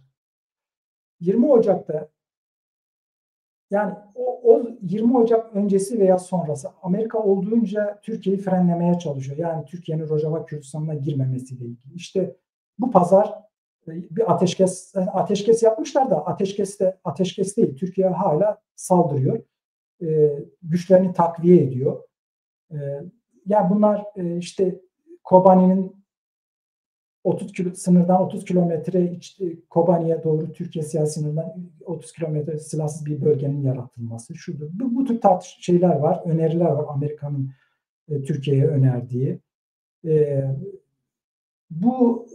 Yani ben şeyi şöyle görüyorum, Kürtler açısından durumu o kadar iyi görmüyorum. Kazanımlarını kaybedebilirler. Ama Şam'da Amerika'nın HTŞ üzerinde bir ablukası olursa veya Batı'nın daha doğrusu o vasıta üzerinden Türkiye'yi bir frenleme pozisyonu ortaya çıkabilir. Onun dışında yani Amerika şunu söylüyor. Diyor ki Türkiye saldırırsa Amerika'nın en fazla yapacağı bir şey kalkıp yani Amerikan askerleri ve Amerikan askeri gücü Türkiye'yi bombalamayacak. Böyle bir şey beklememek lazım. Öyle bir şey yok. İsrail de gelip bombalamayacak. İsrail'in de yaptığı şudur, bu aşamada ABD'ye baskı yapıyor. Uluslararası topluma baskı yapıyor. Türkiye'ye baskı yapsınlar diye. Amerika şunu yapacak, en kötü ihtimal. İşte kongrede önemli miktarda Amerikan Kongresi'nde Kürt dostları var. Türkiye'ye yaptırım çıkabilir. Trump'a karşı yani çıkabilir. Bir de Trump'ın da kabine yapısı da ilginç. Yani biz onu atladık. Amerika'daki 20 Ocak'tan sonra ne olacak? Yani Trump izolasyonist bir siyaset gidiyor. Bu işin merkezinde İsrail duruyor. Yani İsrail üzerinden İsrail'in güvenliği, eğer İsrail Amerika'yı ikna ederse, bakın şöyle bir şey var. İsrail 2019 ve 2019'da Serikani ve Grisipi işgalinde Netanyahu Trump'ı ikna edemedi. O dönem 2019'da Türkiye Grisipi ve Serikani işgal ederken 80 İsrail askeri üst düzey komutan İsrail parlamentosuna bir mektup verdiler. Kürtlerin korunmasıyla ilgili. Şu anda görüyoruz işte İsrail Dışişleri Bakanı'dır, Netanyahu'nun kendisidir, ondan sonra Diaspora Bakanı'dır. Bunların hepsi Kürtlerle ilgili açıklamalar yapıyorlar. Diplomatik girişimlerde bulunuyorlar. Ama pratik olarak kalkıp Kürtleri havadan koruyan veya ne bileyim Suriye muhalif güçlerini bombalayan bu milli ordusunu Türkiye'nin desteğiyle böyle bir şey yapma gücü yok İsrail'in şu an. Veya gücü var da yapmıyor. Gitti Kamışlı'daki şeyi bile bombaladı. Suriye ordusundan kalan askeri altyapıyı bombaladı. Kamışlı'yı kim kontrol ediyordu? Kürtler kontrol ediyordu. Şöyle bir mantık sürebilirdi. Ya orası Kürtlerin eline geçecek, Kürtler onu kullansın. Ama gitti orayı da boğuladı. Çünkü İsrail şunu da hesap ediyor. Olabilir ki yani orayı da, Kamışlı'yı da Türkiye veya HTŞ kontrol edebilir. Veya Türkiye'nin desteklediği bir grup kontrol edebilir. Şuna gelmek istiyorum. Biraz önce dediğim gibi Grisipi 2019'da Netanyahu Trump'ı ikna edemedi. 2017 referandumunda da ikna edemedi İsrail. Programın başında da söylediğim gibi Orta Doğu siyasetinin bu hale gelmesinin, yani İsrail'in bu darbeleri yemesinin, daha sonra bu hatayı yapmasının, her neyse, veya Kürtlerin zayıflamasının müsebbibi Amerika'dır. Amerika'nın Orta Doğu siyasetidir. Şimdi 2026'da, 2025'te Amerika Eylül'de Irak'tan askerlerini çekecek. Irak, yani Bağdat bölgesinde. 2026'da da askeri personel, her yerdeki askeri personelini çekip çekmeyeceğine karar verecek. 2026'da. 2026'da 2 tane bütçe kabul edildi dün. Peşmerge'nin bütçesiyle DSG'nin bütçesi. DSG'nin bütçesi Peşmerge'nin bütçesini geçti. Tahmin ediyorum DSG'nin bütçesi 700 milyon dolar geliyordu. 700 bin dolar tahmin ediyorum. Çünkü 900 bin dolara mı? Ne, öyle bir şey. Destegenin bütçesi yükseltildi. Milyon. Bin değil. Milyon. İndi mi? Milyon dolar. Bin değil. 900 bin değil. 900 milyon. 300 milyon 900 zaten milyon, şimdiye evet. kadar 300 milyon zaten veriliyor. Evet. Yani yükseldi demek istiyorum şeyi. İndi mi? Desek Hayır, yükseldi. Yükseldi, doğru. Yükseldi tabii, ben onu demek istiyorum. Yükseldi, evet. Yükseldi tabii. Yükseldi. Şimdi ne olacak? Burada İsrail'in tavrı önemli. İsrail burada ne kadar Amerika üzerinde veya Trump üzerinde etkili olacak? Trump'ın şöyle bir şeyi var. Trump, Cumhuriyetçilerde iki tane kanat var. Yani İsrail'in kabinesi de biraz pro-İsrail bir kabine yani. Pro-İsrail bir kabine, pro-İsrail kabine. Ama bak şöyle bakmak gerekir. Trump biliyorsunuz İbrahim anlaşmalarını yaptı. Bunu yapan yani Trump döneminde yapıldı.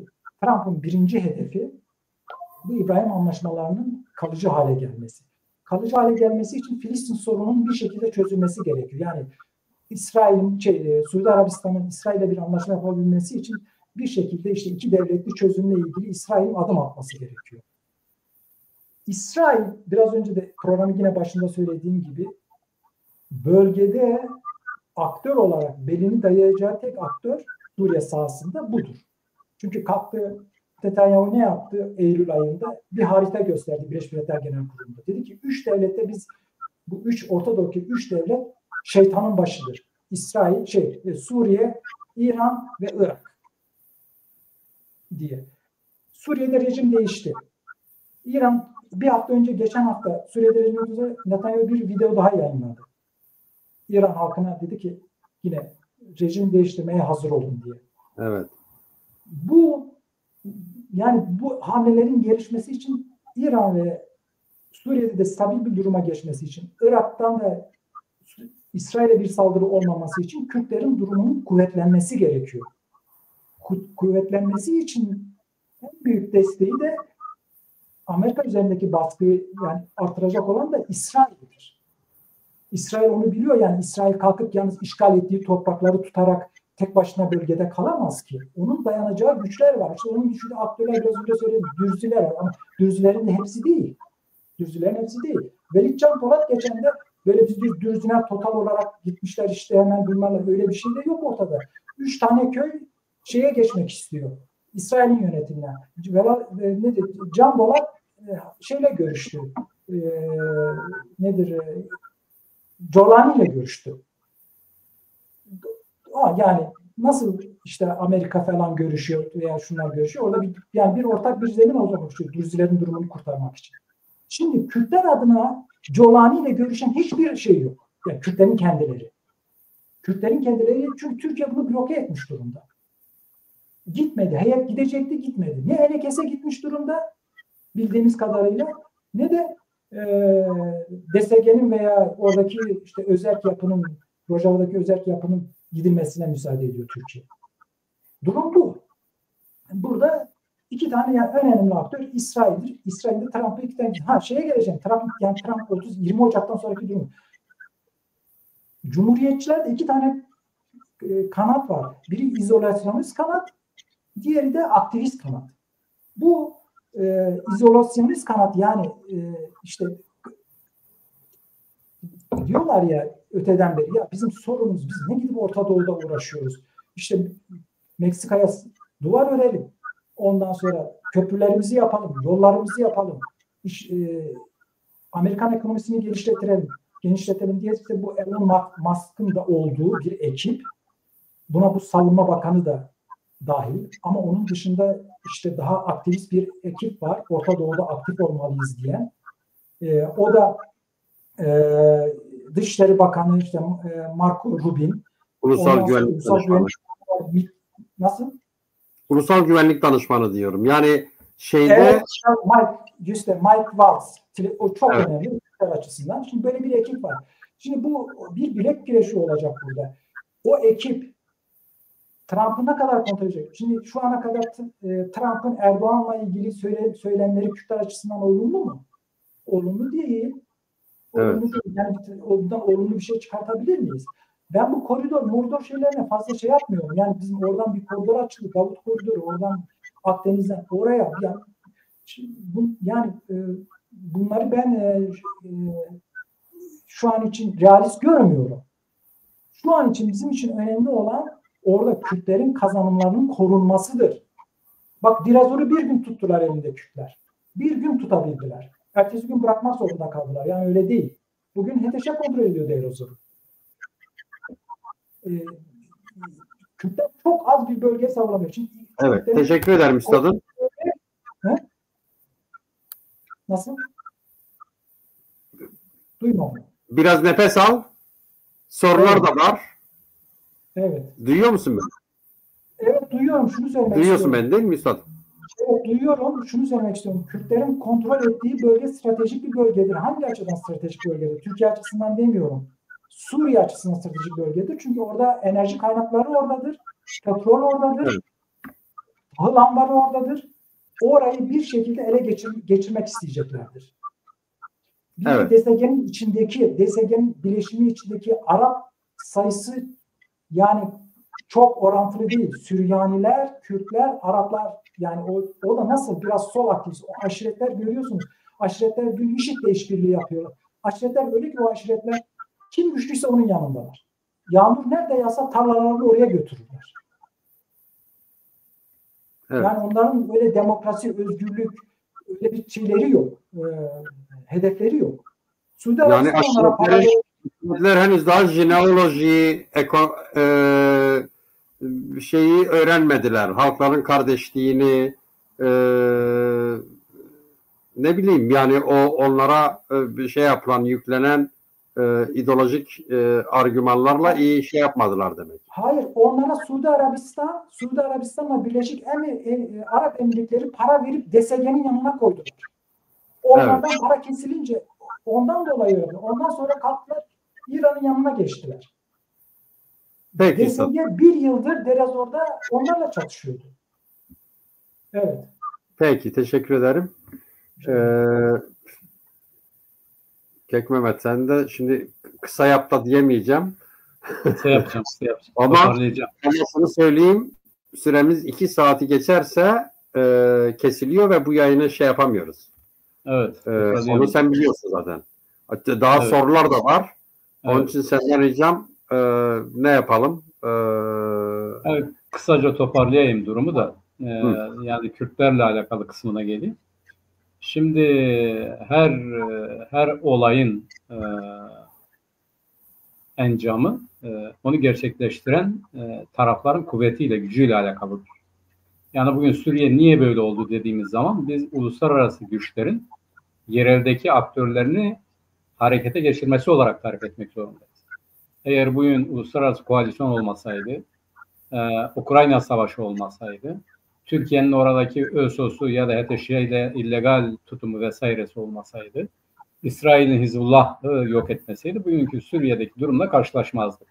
Esad hala orada duruyor olacak. Bu halde olay şudur. Bir şey meydana geliyorsa o meydana gelen şeyin katkıcılarına bakmak lazım. Onu gerçekleştirenlere bakmak lazım. Bugün bizimkilerinin de gelecek üzerindeki etkileri ne olur sorusuna baktığımız zaman bir, özgül gücümüz nedir? Bu özgül güç derken Kürtlerin kendilerinden söz hem popülasyon olarak hem de aktif kuvvetleri olarak yani o yapı içerisinde yer alan, o hareketlik içerisinde yer alan güçlerine bakmak lazım. Açıkçası bugün Suriye'de Kürtler yani HTŞ'nin eğer yan yana koyacak olursanız sadece HTŞ ile Kürtleri SDG HTŞ'nin kuvvetlerinden daha organizedir, daha güçlüdür, daha disiplinlidir. Bugün HTŞ 17-18 tane örgütten oluşuyor. Bu 17-18 tane örgüt paylaşım savaşı başladığı andan itibaren Afganistan'da gördük, her tarafta görüyoruz zaten. Bu yani İslamcı örgütlerin olduğu her tarafta böyledir. Bunlar bu paylaşım savaşına mutlaka ve mutlaka dağılacaklardır. Dağıldıklarını göreceğiz. Örneğin bugün ÖSO hala HTŞ ile işbirliği içerisinde değil ya da ÖSO HTŞ'nin egemenlik alanına giremiyor. Bizim işte bu sınır boylarında geçip duruyor. Deir Zormuş vesaire falan filan Afrin gibi alanlardan daha aşağıya inemiyor. Daha aşağıya inememesinin iki nedeni var. Birincisi HTŞ aslında belirleyici olan uluslararası koalisyon. Yani Rusya ve Türkiye ve ABD arasında yapılmış olan anlaşma Türkiye belli bir alana kadar gidebiliyor. Oradan daha güneye gidemiyor.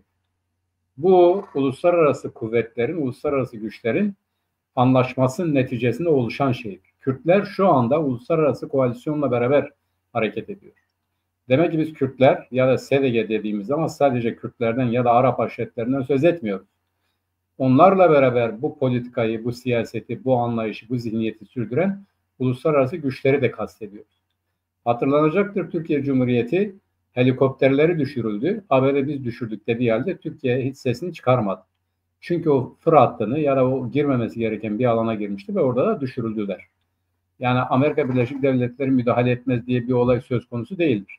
Amerika nasıl Fırat'ın batısına karışmıyorsa, hatta orada PYD ile Türkiye arasındaki çatışmalara müdahale etmiyorsa, hatta onlara bu tarafa gelin diyorsa ama Fırat'ın doğusuna geçildiği anda ya da Rakka'ya doğru gidildiği anda Amerika Birleşik Devletleri müdahale ediyor. Bugüne kadar etti, bundan sonra da edecektir. Bunun nedeni Kürtleri savunması falan filan değil. Suriye coğrafyasının ya da statükosunun yeniden belirlenirken paylaşılmış alanlar üzerindeki egemenlik mücadelesi. Buna böyle bakmak lazım. Bu egemenlik mücadelesinin bir kısmı Kürdistan üzerine geçiyor. Kürdistan üzerine geçen egemenlik mücadelesine kim olursa olsun Kürtlere dayanmak zorundadır. Yani Güney Kürdistan'a baktığımız zaman 36. paralelde bir zamanlar uçuş yasağı vardı. Saddam çıkamıyordu. Ama nihayetinde de bugün Güney'de Kürtler her ne kadar anlaşamıyor olsalar da Kürtlerin bugün güven altında değiller diyemeyiz. Yani orada bir statü oluştu. Şimdi geleceğe ilişkin bana göre en önemli engel, yani olumlu anlamda hayat bulacak olan senaryodan gerçekleşmemesi için ya da bunun hayat bulmaması için en önemli engel yine Kürtlerin kendileridir. Bakın bugün bu duruma gelmişiz. Türkiye Cumhuriyeti Devleti ya da Suriye'nin toprak bütünlüğünden yana diyenler uluslararası çalışmalarını bir tarafa koyun. Öbür tarafta özgürlüklerinden edilmiş, yerlerinden edilmiş Kürtlerin siyasetine bakın, çok geriyiz. Bugün bizim sesimiz pek gür çıkmıyor. Biz pek örgütlü olarak hareket etmiyoruz. Oysa Kürtler hem yerelde hem bölgede hem uluslararası düzeyde Suriye'nin kaderiyle ilgili konuşmalıdırlar. Bugün nasıl ki diğer devletler, yani İsrail, Türkiye, İran ve Rusya devreden çıktı tabii ki, Amerika Birleşik Devletleri ve koalisyon Suriye'nin geleceğini organize ediyor. Bakın Almanya bu HTŞ'nin operasyonundan önce, saldırısından önce Türkiye'ye geldi. İsrail geldi. Amerika'nın zaten ilişkileri vardı. Onun öncesinde ortaya çıkan olaylar şuydu: Amerika Birleşik Devletleri Türkiye'ye zaten bunu önermiş. Aslında Esad'a öneriyor. Esad bunu kabul etmiyor ve Türkiye biz yaparız diyor. Türkiye üzerinden bu gerçekleşiyor. Şimdi Türkiye üzerinden gerçekleşen bu hadise Kürtleri ihmal ediyor, ihlal ediyor anlamında değildir. Kürtler zaten o koalisyonun bir parçasıdır. Ama bunun berhava olması, bundan faydalanmamaların sebebi Kürtler olabilir. Onun için Kürtler yani şunu fazla üzerine durmamak lazım. Herkes bulunduğu yerde kendi haklarına sahip çıkarsa birlik fiiliyatta gerçekleşmiş olur. Yani bugün NKS ile PYD'yi bir araya getirmenin imkanı oldukça zor. Doğru, Fransızlar araya giriyor, Amerikalılar giriyor. Güneyde ne kadar başardılar? Başaramadılar. Hala Güneyde bizim anladığımız anlamda bir ulusal devlet kurulabilmiş değil. Hala bölgesel düzeyde ya da eyaletler düzeyinde ya da belli alanlarda belli güçlerin egemenliği üzerinden devam eden bir şey vardır. Eğer uluslararası güçlerin, yani az önce Çetin dedi, yani Amerika 2025'te 2026'da çekilecek ama Amerika Birleşik Devletleri'nin Kürdistan'dan çekilme ihtimali sıfırdır. Bugün Amerika Birleşik Devletleri'nin Orta Doğu'daki en büyük üssü Erbil'dedir. En büyük üssü, yani dünyadaki en büyük üs desek yeridir. Bir şey söyleyeyim, yani şu anki %100 çekilecek değil. O anlaşma şöyle. 2025'te Bağdat ve civarından çekiliyor. Eylül'e kadar 2026'da Pentagon'la yapılan, yani Bağdat'ta Pentagon arasındaki yapılan 2026'da Suriye'de IŞİD'in durumuna bakılarak yerlerde Amerikan askeri personelinin bulunup bulundurulmayacağına karar verilecektir. 2026'nın Eylül'de. Doğru. Yani orada şöyle bir karar yok.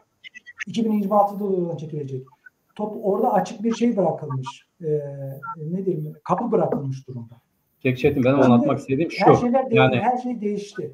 Yani Amerika'nın fiili olarak bir dakika. Yani şey yapalım. Eğer Kek Mehmet hızlı olursa zaten sorular sanıyorum birkaç soru var. Şey yapabiliriz, devam edebiliriz. Gayet hızlı gidiyorum. Gayet hızlı gidiyorum. Hızlandırılmış şekilde gidiyorum. Evet, evet. Şimdi anlatmak istediğim Evet, şu, Amerika Birleşik Devletleri'nin bir yerde olmasına göre onun siyasetini belirlersek yanılırız. Amerika Birleşik Devletleri işte diyelim neydi? Açıklarda 2 tane gemisi olduğu zaman işte İran'ı da vuruyor, ne bileyim Rusya'yı da vurabilecek bir gücü kuvveti vardır. Yani güç dediğimiz zaman ya da statükonun korunması dediğimiz zaman oradaki fiili varlığından çok uluslararası algılardır, uluslararası etkileri ve benzerleridir. Şimdi bugün Kürtlerin kuvveti sadece kendi kuvveti değildir. Uluslararası yeniden belirlenecek olan statükoda Kürtler mutlaka işbirliği yapılması gereken bir kuvvet olarak görülüyor. Mesele budur. Eğer kendileri bunun aleyhine çalışırsa, ki zaman zaman bunu yapıyoruz, eğer kendileri bir araya gelip, kendileri akıllı hareket ederek, kendi haklarının savunulması için akıllı bir siyaset izlerlerse, bundan geri durmazlarsa, ben bu statüko belirlenirken Kürtlerin de artık siyasal olarak varlıklarının kayda geçeceğini ve uluslararası siyasette de bir varlık olarak, objektif bir varlık olarak, somut bir varlık olarak yer alabileceklerini ve Kürtler hesap edilmeden Orta Doğu'da herhangi bir şeyin yapılamayacağının da dünyada algılanacağını, kavranacağını ve ona göre bir strateji oluşturulacağını düşünüyorum. Ben bu kanaatteyim. Evet. Teşekkür ederim. Güzel oldu. Şimdi rejiye soralım. Soru varsa getirsin ekrana. Şimdi ben bir şey söyleyebilir miyim? Bir şey var eklemem gereken. İsrail meselesiyle ilgili. İsrail'in Kürtlerle ilgili. Bakın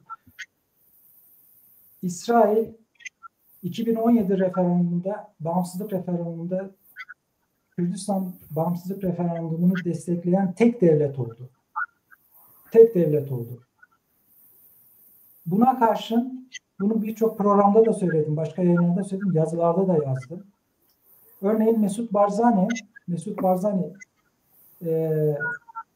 bağımsızlık referandumunu değerlendiren son kitabında İsrail'in bu tavrına müthiş bir Amerikan eleştirisi var Mesut Barzani'nin. İngiltere eleştirisi var. Onların nasıl Haçlı Şabi'ye yol verdiklerini, bu iş engellemediklerini, Amerika'yı eleştiren, yerden yere vuran, özellikle Amerika'nın Bağdat Büyükelçisi, İngiltere'nin Büyükelçisi'ni eleştiren Mesut Barzani'nin öyle bir huyu vardı. Böyle dili çok şeydir. O konuda şey yapmaz. Eleştirmiştir. Ama İsrail'e teşekkür eden bir açıklaması yoktur. Yani Kürdistan bölge yönetiminin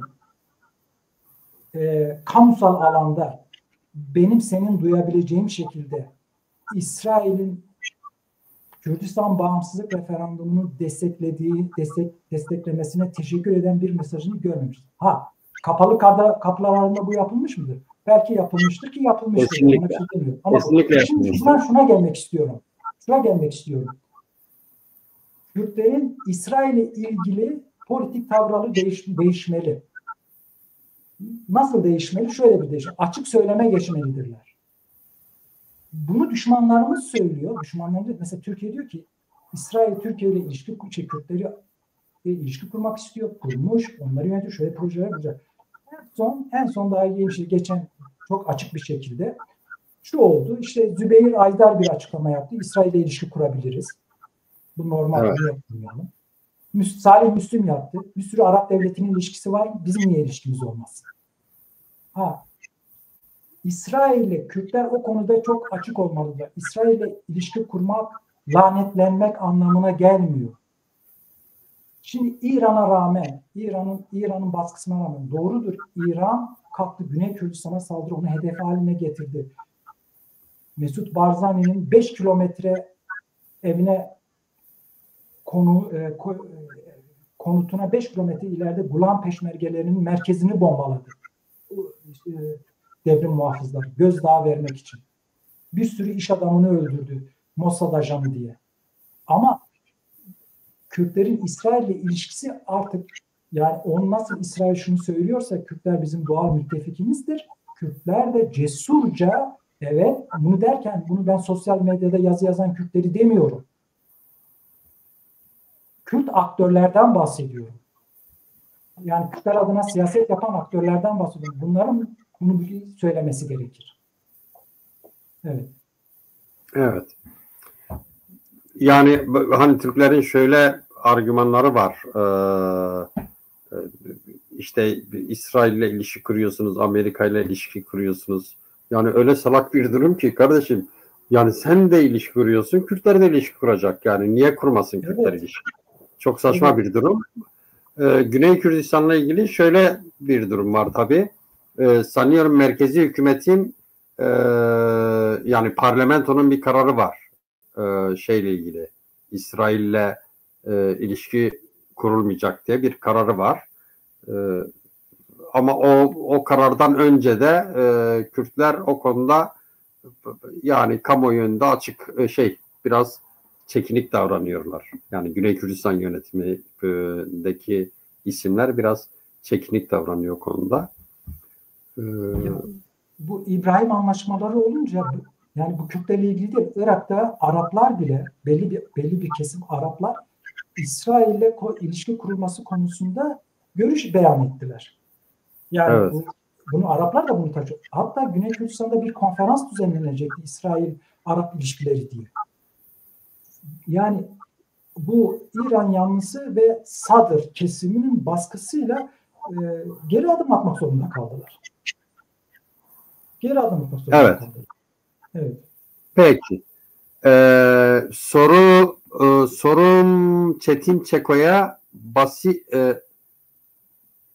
Başur ile Rojava'nın birleşmesi ihtimali ne kadar vardır? Bu konuda Güney'in yaklaşımı sizce özellikle PDK pozitif mi? Siz bu sorunu nasıl okuyorsunuz? Ya şu an için yani erken bir şey. Ben şöyle düşünüyorum Kürtlerin birleşmesini. Aslında bu iş hani şöyle düşünüyor ya, şimdi diyorlar ya Türkiye Kürtlerin hamisi olacak falan. Türkiye'nin coğrafik yapısı yani siyasi yapısı şöyle değil. Şöyle bir mesela Türkiye Yugoslavya gibi bir coğrafyada değil. Türkiye'nin Arap dünyası ve Farslarla arasındaki tampon Kürtlerdir. Eğer Türkiye kendi Kürt sorununu çözerse, İran kendi Kürt sorununu çözerse, Suriye kendi Kürt sorununu çözerse zaten bu sınırlar ortadan kalkar. Şöyle düşünüyorum yani nasıl kalkar? Anlamı kalmaz. Bu bir birleşmedir aynı zamanda. Yani bu böyledir. Bu siyasi olarak yani bağımsız bir Kürdistan değil de kısa vadede bunlar şunu ilk Avrupa'ya ben geldiğimde kuzey ülkelerini gördüm. Kuzey ülke örneğin daha Avrupa Birliği olmadan önce İsveçliler Norveç'e gidebiliyorlar. Norveçler İsveç'e gelebiliyor. Sınırda kontrol yok. Saatte işte 80 kilometre hızla sınırı geçiyorsun. Danimarka'ya öyle giriyorsun. Finlandiya'ya öyle giriyorsun. Şimdi Kürtlerin yani böyle bir durumu var. Bu normal ortada çözülür. Şu an yani bu ileride bir sorun. Burada bu devletlerin Kürtleri kendi egemenlikleri altında tutan ve ulusal ve demokratik haklarını vermeyen devletlerin bunu çözdükleri zaman zaten bir ortak bir birleşme çıkar. Çünkü kendisi ne kendi Kürdünü ne karşıdaki Kürdü tehdit olarak görmeyecek. Şimdi Rojava'daki yapıyı neden tehdit olarak görüyor? Şundan dolayı tehdit olarak görüyor ki orada halka kırıldı mı ben kendi Kürt sorunumu ne yapacağım? Yani Erdoğan'ın sorunu Rojava Kürtlerine düşman değildi aslında öz olarak. Kendi Kürtlerine düşman. Onlara düşman olduğu için bir tarafa düşman. Problem kendi Kürtleri. Evet. Bir de şu Bahçeli ile ilgili şunu söylemek istiyorum. Onu da. Bunlar şuna baktılar. Dediler ki velev ki bu HTŞ yolda kaza ne olacak? Şam'a giderken. İşte orada devreye girecekti Kürtler. Orada Abdullah Öcalan devreye girecek. Baktılar ki HTŞ kazasız belasız Şam'a gitti. Abdullah Öcalan'a fazla gerek yok. Yani o ihtimal kalktı mı diyorsunuz? Ya hayır yani Abdullah Öcalan yani ben onu öyle düşünüyorum. Onu da yazdım. Yani Bahçeli'nin açıklamasını daha doğrusu Devlet Bahçeli'nin açıklamasını Öcalan çıkışını velev ki yani HTŞ'nin bir yol kazasına uğraması durumunda devreye Abdullah Öcalan'ın sokulacağını diye düşünüyorum. Bir de ikincisi Kürtlerin Kobani'de olduğu gibi yani böyle bir saldırı olduğu zaman şimdi düşün.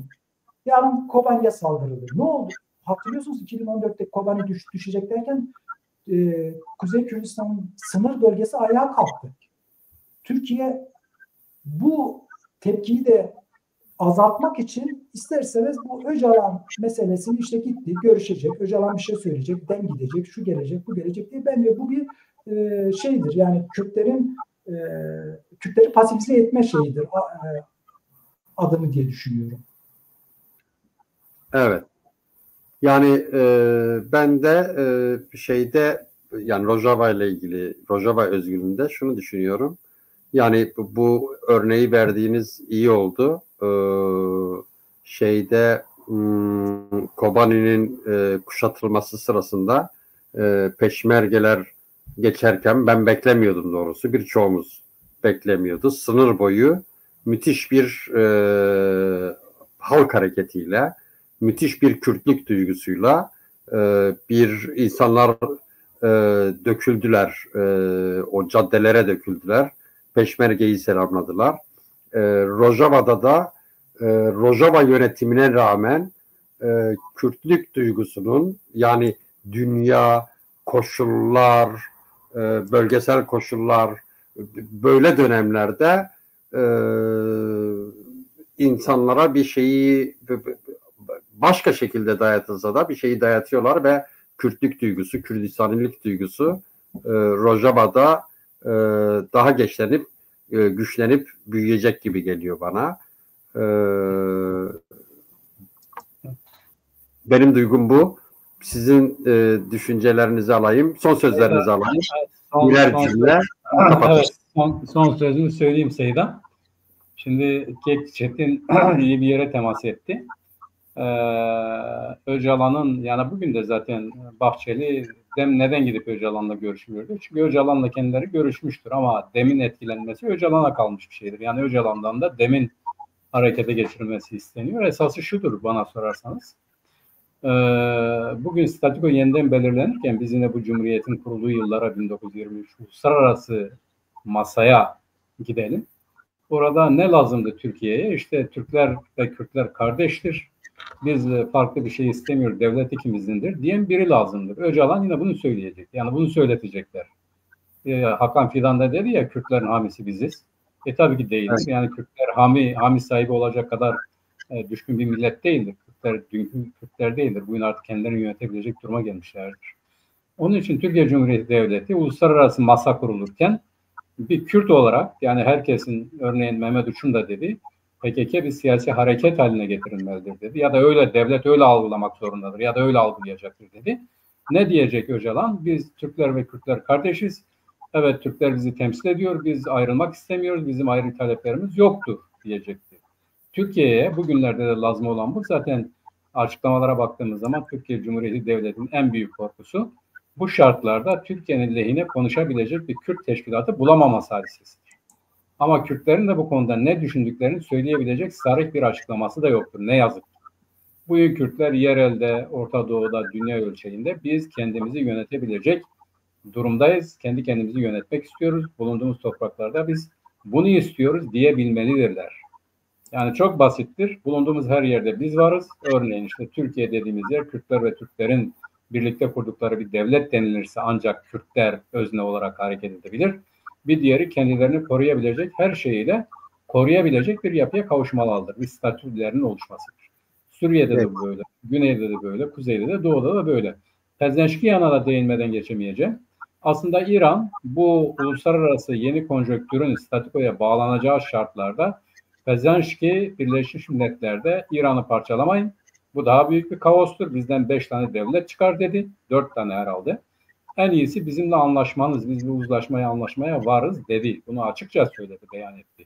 Bugün Orta Doğu evet parçalanıyor fakat yeniden resmiyet, bu parçalanmışlığın yeni bir statükoya kavuşturulması için de güçlerin masadan nasıl hareket edecekleri meselesi. Türkler bunun bilinciyle hareket ederse ve gerçekten de hepsi beraber bu noktada hareket ederse ben gelecekte Kürtlerin statüsünün daha iyi bir durumda olacağına inanıyorum. Düşüncem bu. Herkese teşekkür ediyorum. Teşekkür ederim. Kekçeko yani bir cümle. Evet. Yani Bir kere Kürtler bir aktördür Suriye'de. Ve onların ulusal demokratik hakları belli bir çerçevede tanınmadan Suriye'de taşlar yerine oturmaz. Bu bir başlangıçtır. Kırılgan bir süreçtir. Çok kırılgan bir süreçtir. Yani önümüzdeki günlerde neyin nasıl olacağını biliyoruz. Ama şunu biliyoruz ki Erdoğan'ın Suriye hedefi sonuçlanmadı. Onunla uğraşıyor. İşte bu konuda uluslararası toplumun tavrı çok önemli. Kürtlerin birlikteliği çok önemli. Bakacağız ileriki süreçte nasıl bir şey ortaya çıkacak, resim ortaya çıkacak. Yani her gün, her saat kırılgan bir saat. Kırılgan bir gün. Böyle görüyorum. Teşekkür ederim. Kek Mehmet, Kek Çeko, çok teşekkür ediyorum. Ben programların sonunda çay ısmarlıyorum. Eğer stüdyodan ayrılmazsanız birer çay içeriz. Sevgili izleyiciler, bir programın daha sonuna geldik. Bu konuyu bu başlıkta konuşmayı sürdüreceğiz. İyi akşamlar. Hoşça kalın. Teşekkür ederim. İyi akşamlar.